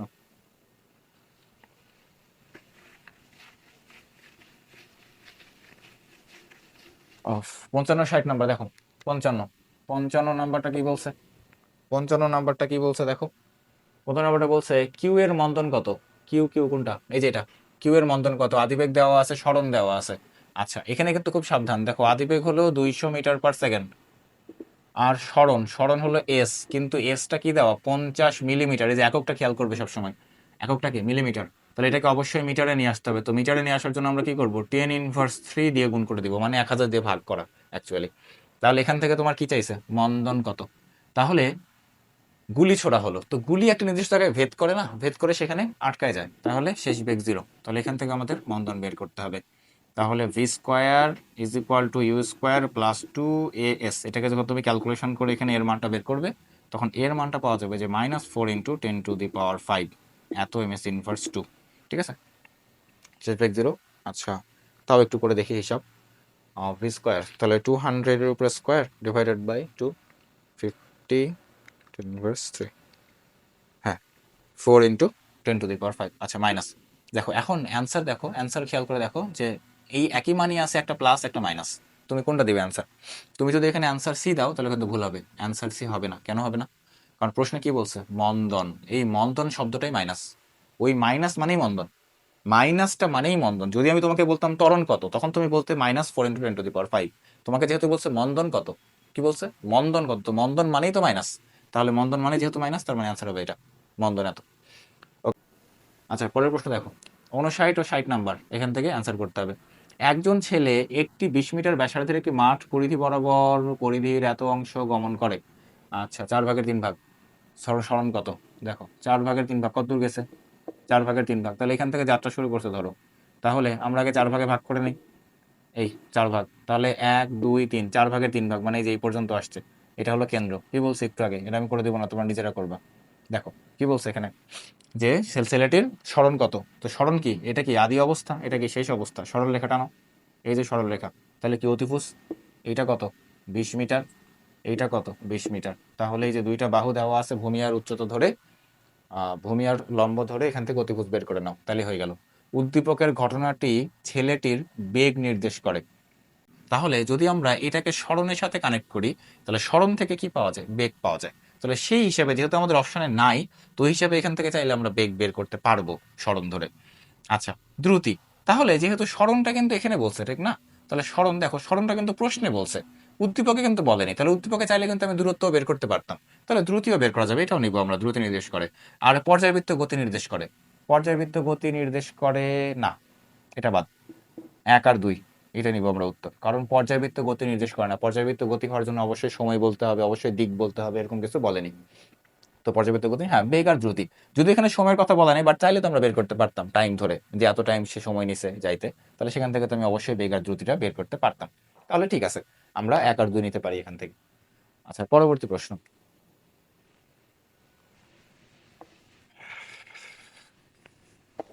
পরবর্তী প্রশ্ন দেখো, 61 নাম্বার কি বলছে, 61 বলছে যে প্রথম 5 সেকেন্ডে বেগ বৃদ্ধির হার কত। 5 সেকেন্ড কোন যায়, যে এটা 5, এটা 5, এটা 15, আর এটা হলো 25, আর এটা হলো 30, ঠিক আছে, এটা হলো 10, আর এইটা হলো 20। আচ্ছা, প্রথম 5 সেকেন্ডে কি বলছে, বেগ বৃদ্ধির হার কত। তাহলে যে 10/5, এটা হলো বেগ, এটা হলো বেগ। তাহলে 10/5, তাহলে তো হয়ে গেল 10/5 কত, 2 ms ইনভার্স 2। চিত্রে এ এবং সি তে ত্বরণের মান সমান, এ এবং সি, এই যে এটা এ আর সি, ত্বরণের মান কি সমান। ওই যে আসো আমরা দেখবো যে খাড়া সমান কিনা। তাহলে এখানে কত, 0 থেকে 5, তাহলে এখানে দেখো ত্বরণের মান কত আসতেছে, 2 এর জন্য। তো আমি বের করি, এর জন্য ত্বরণের মান আসছে 2। তাহলে আসো এই যে সি, তাহলে সি এর জন্য ত্বরণের মান কিভাবে বের করবো, ত্বরণ কেমনে বের করে, বেগ বৃদ্ধি 10 থেকে 20, তাহলে বেগ বাড়ছে কত, 10, টাইম কত 15 থেকে 25, তাহলে 15 থেকে 25 হলো 10, তাহলে 1 ms ইনভার্স 2। তাহলে না, দুইটা সমান না, তাহলে এ এবং সি তে ত্বরণের মান অসমান, এটা সঠিক, অসমান হবে। প্রথম 15 সেকেন্ডে দূরত্ব 125 মিটার। 15 সেকেন্ডের দূরত্ব, এই যে 15 সেকেন্ড এই পর্যন্ত, তাহলে প্রথম 15 সেকেন্ড মানে এখান থেকে। তো এটা কি বেগের সাথে সময়, এই যে একটু আগে টেকনিক কি শিখাইছিলাম বলো তো, টেকনিক শিখাইছিলাম যে ভি এর সাথে টি এর গ্রাফ থাকলে কি করে দূরত্ব বের করবা, ক্ষেত্রফল দিয়ে। তাহলে এটা কি ত্রিভুজ, তো ত্রিভুজের ক্ষেত্রফল বের করো, ত্রিভুজের ক্ষেত্রফলটা বের করো। ত্রিভুজের ক্ষেত্রফল কি হবে, হাফ ইন্টু ভূমি 5, উচ্চতা কত 10 হয়ে গেল, প্লাস এই যে এতটুকু বি, বি এর অংশটা কি চতুর্ভুজ। তাহলে দেখো এই বাহুটা কত, এই বাহুটা হলো 5 থেকে 15, তাহলে 10, আর এটা কত, এটা তো 10ই, তাহলে কাটা 5, তাহলে 25 যোগ 100, তাহলে কত, 125 মিটার। হ্যাঁ ঠিক আছে, 2 নম্বর সঠিক। বস্তুটির শেষ বেগ 10 মিটার পার সেকেন্ড, শেষ বেগ। হ্যাঁ দেখো ওই যে সব ঘুরে ফিরে আবার এখানে এসে শেষ করছে, তাহলে এখানে কত, 10 বেগ, তাহলে ঠিক আছে, তিনটাই সঠিক, 1, 2 ও 3 তিনটাই সঠিক। ওকে চলো পরের প্রশ্ন, পরের প্রশ্নে যাই। পরের প্রশ্ন কি বলছে, পরের প্রশ্নে যাওয়া যাক। পরের প্রশ্ন কি বলছে, 60, পরের প্রশ্ন 63। আচ্ছা পরের প্রশ্ন দেখো 63, চিত্রের কোন অংশ সমবেগ নির্দেশ করে। এই যেটা বেগ ভি, কোনটা, এই যে এটা এবি, এবি অংশ সমবেগ নির্দেশ করে, শেষ। এবি অংশের অতিরিক্ত দূরত্ব কত হবে, এবি অংশের দূরত্ব, এবি দূরত্ব S is equal to V T, A B দূরত্ব কি S is equal to V T, সমবেগের জন্য সূত্র কি S is equal to V T, V কত 20। আচ্ছা আর টাইম কত, 10 থেকে 20, তাহলে কত 10 সেকেন্ড, তাহলে 200 মিটার, তাহলে 200 কই, এই যে এটাই অ্যান্সার।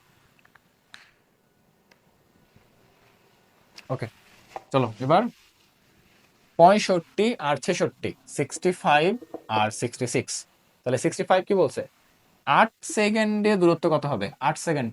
ও আচ্ছা এই যে এটা, এই গ্রাফটা, ওই যে 8 সেকেন্ডের দূরত্ব, দূরত্ব বলবো এটা কি বেগ ভি, দেখবা এটা কি টি, শেষ। তাহলে দূরত্ব বের করবো কেমনে, ক্ষেত্রফল দিয়ে। তাহলে দেখো এ বি, এই যে এইটুকু, এইটুকু একটা সমকোণী ত্রিভুজ, আর এইটুকু হলো চতুর্ভুজ। তাহলে হাফ ইন্টু ভূমি কত 6, উচ্চতা কত 8, প্লাস এরপরে দেখো ক্ষেত্রফল এইটুকুর জন্য, এই যে এটা বাহু দৈর্ঘ্য, তাহলে এটা আমাদের 2 হবে। দেখো তাহলে এটা ত্রিভুজ আর এটা হলো চতুর্ভুজ, ত্রিভুজটা ঠিক আছে, চতুর্ভুজটা হলো এখানে 2 আর এখানে এটা হলো 8। তাহলে এবার কত হলো 24 প্লাস 16, তাহলে 24 প্লাস 16 40, 40 মিটার অ্যান্সার কই, এই যে 40 মিটার, ঠিক আছে। আচ্ছা এরপরে গাড়িটির গতির ক্ষেত্রে প্রযোজ্য, গাড়িটির গতির ক্ষেত্রে প্রযোজ্য, গতির ক্ষেত্রে কি কি প্রযোজ্য, আদিবেগ শূন্য, হ্যাঁ অবশ্যই, শুরু করছে থেকে 0 থেকে, তাহলে আদিবেগ শূন্য, সুষম ত্বরণে চলে, হ্যাঁ এই যে বি পর্যন্ত সুষম ত্বরণে চলছে, ঠিক আছে।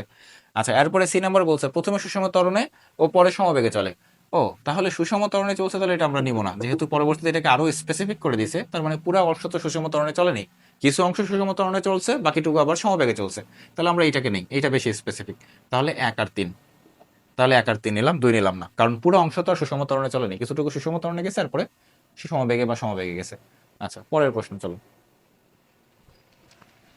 পরের প্রশ্ন চলো, তাহলে 67 কি বলছে, 67 চলো, তাহলে 67 দেখি, 67 কি বলছে, কোন রেখাটি শূন্য ত্বরণ নির্দেশ করে। শূন্য ত্বরণ মানে কি, ত্বরণ নাই, সমবেগ। শূন্য ত্বরণ মানে কি, ত্বরণ নাই, ত্বরণ না থাকলে কি হয়, সমবেগ, বেগের পরিবর্তন হবে না, তাহলে কোনটা, এই যে বিসি, বিসি এই যেটা অ্যান্সার বিসি।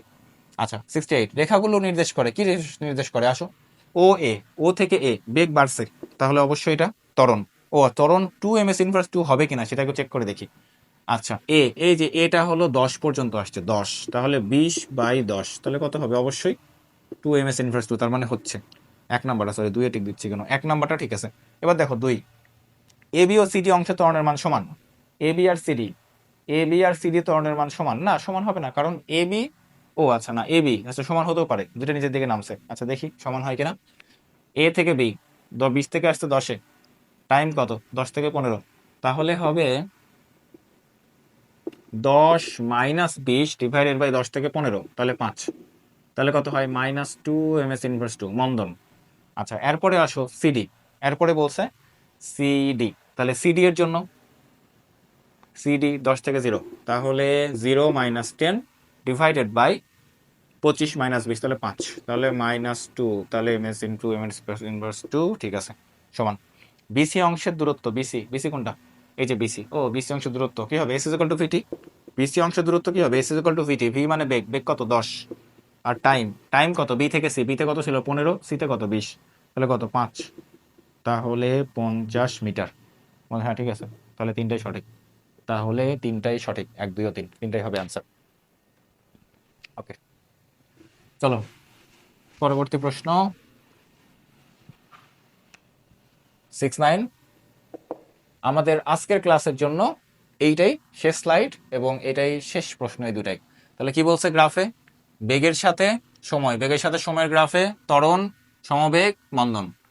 এবি, এবি কি নির্দেশ করে, এবি, এবি কি নির্দেশ করে, ত্বরণ আছে উপরে ওঠানামা করছে, বেগের চেঞ্জ হয়েছে হয়নি, তাহলে কি নির্দেশ করবে, অবশ্যই সমবেগ, এই যেটাই অ্যান্সার। আচ্ছা এরপরে 70 কি বলছে, ও এ অংশের দূরত্ব, ও এ দূরত্ব কেমনে বের করবা, কেমনে করবা, ক্ষেত্রফল, ক্ষেত্রফল, দূরত্ব মানেই ক্ষেত্রফল, তাহলে হাফ ইন্টু ভূমি কত 8, উচ্চতা কত 30, তাহলে কত হয় 15 ইন্টু 8, 15 ইন্টু 8 কত হয় 120, এত মিটার, 120 কই, এই যে এটাই অ্যান্সার, ঠিক আছে। তো এইভাবে আমরা পরবর্তী অধ্যায়গুলোতেও চেষ্টা করবো ইনশাল্লাহ এমসিকিউ তোমাদেরকে আরো এই অধ্যায়ের চেয়েও 70-এর চেয়েও দরকার হলে আরো বেশি এমসিকিউ আমরা অ্যাড করবো এবং সেগুলোকে সলভ করে দিব। তো আশা করি এতে তোমাদের সব অধ্যায়গুলোর এমসিকিউ বেশ খুব ভালোভাবে বা সুন্দরভাবে রিভিশন শেষ হবে। তো এর পরবর্তী ক্লাসে আবার দেখা হবে ইনশাল্লাহ। আল্লাহ হাফেজ।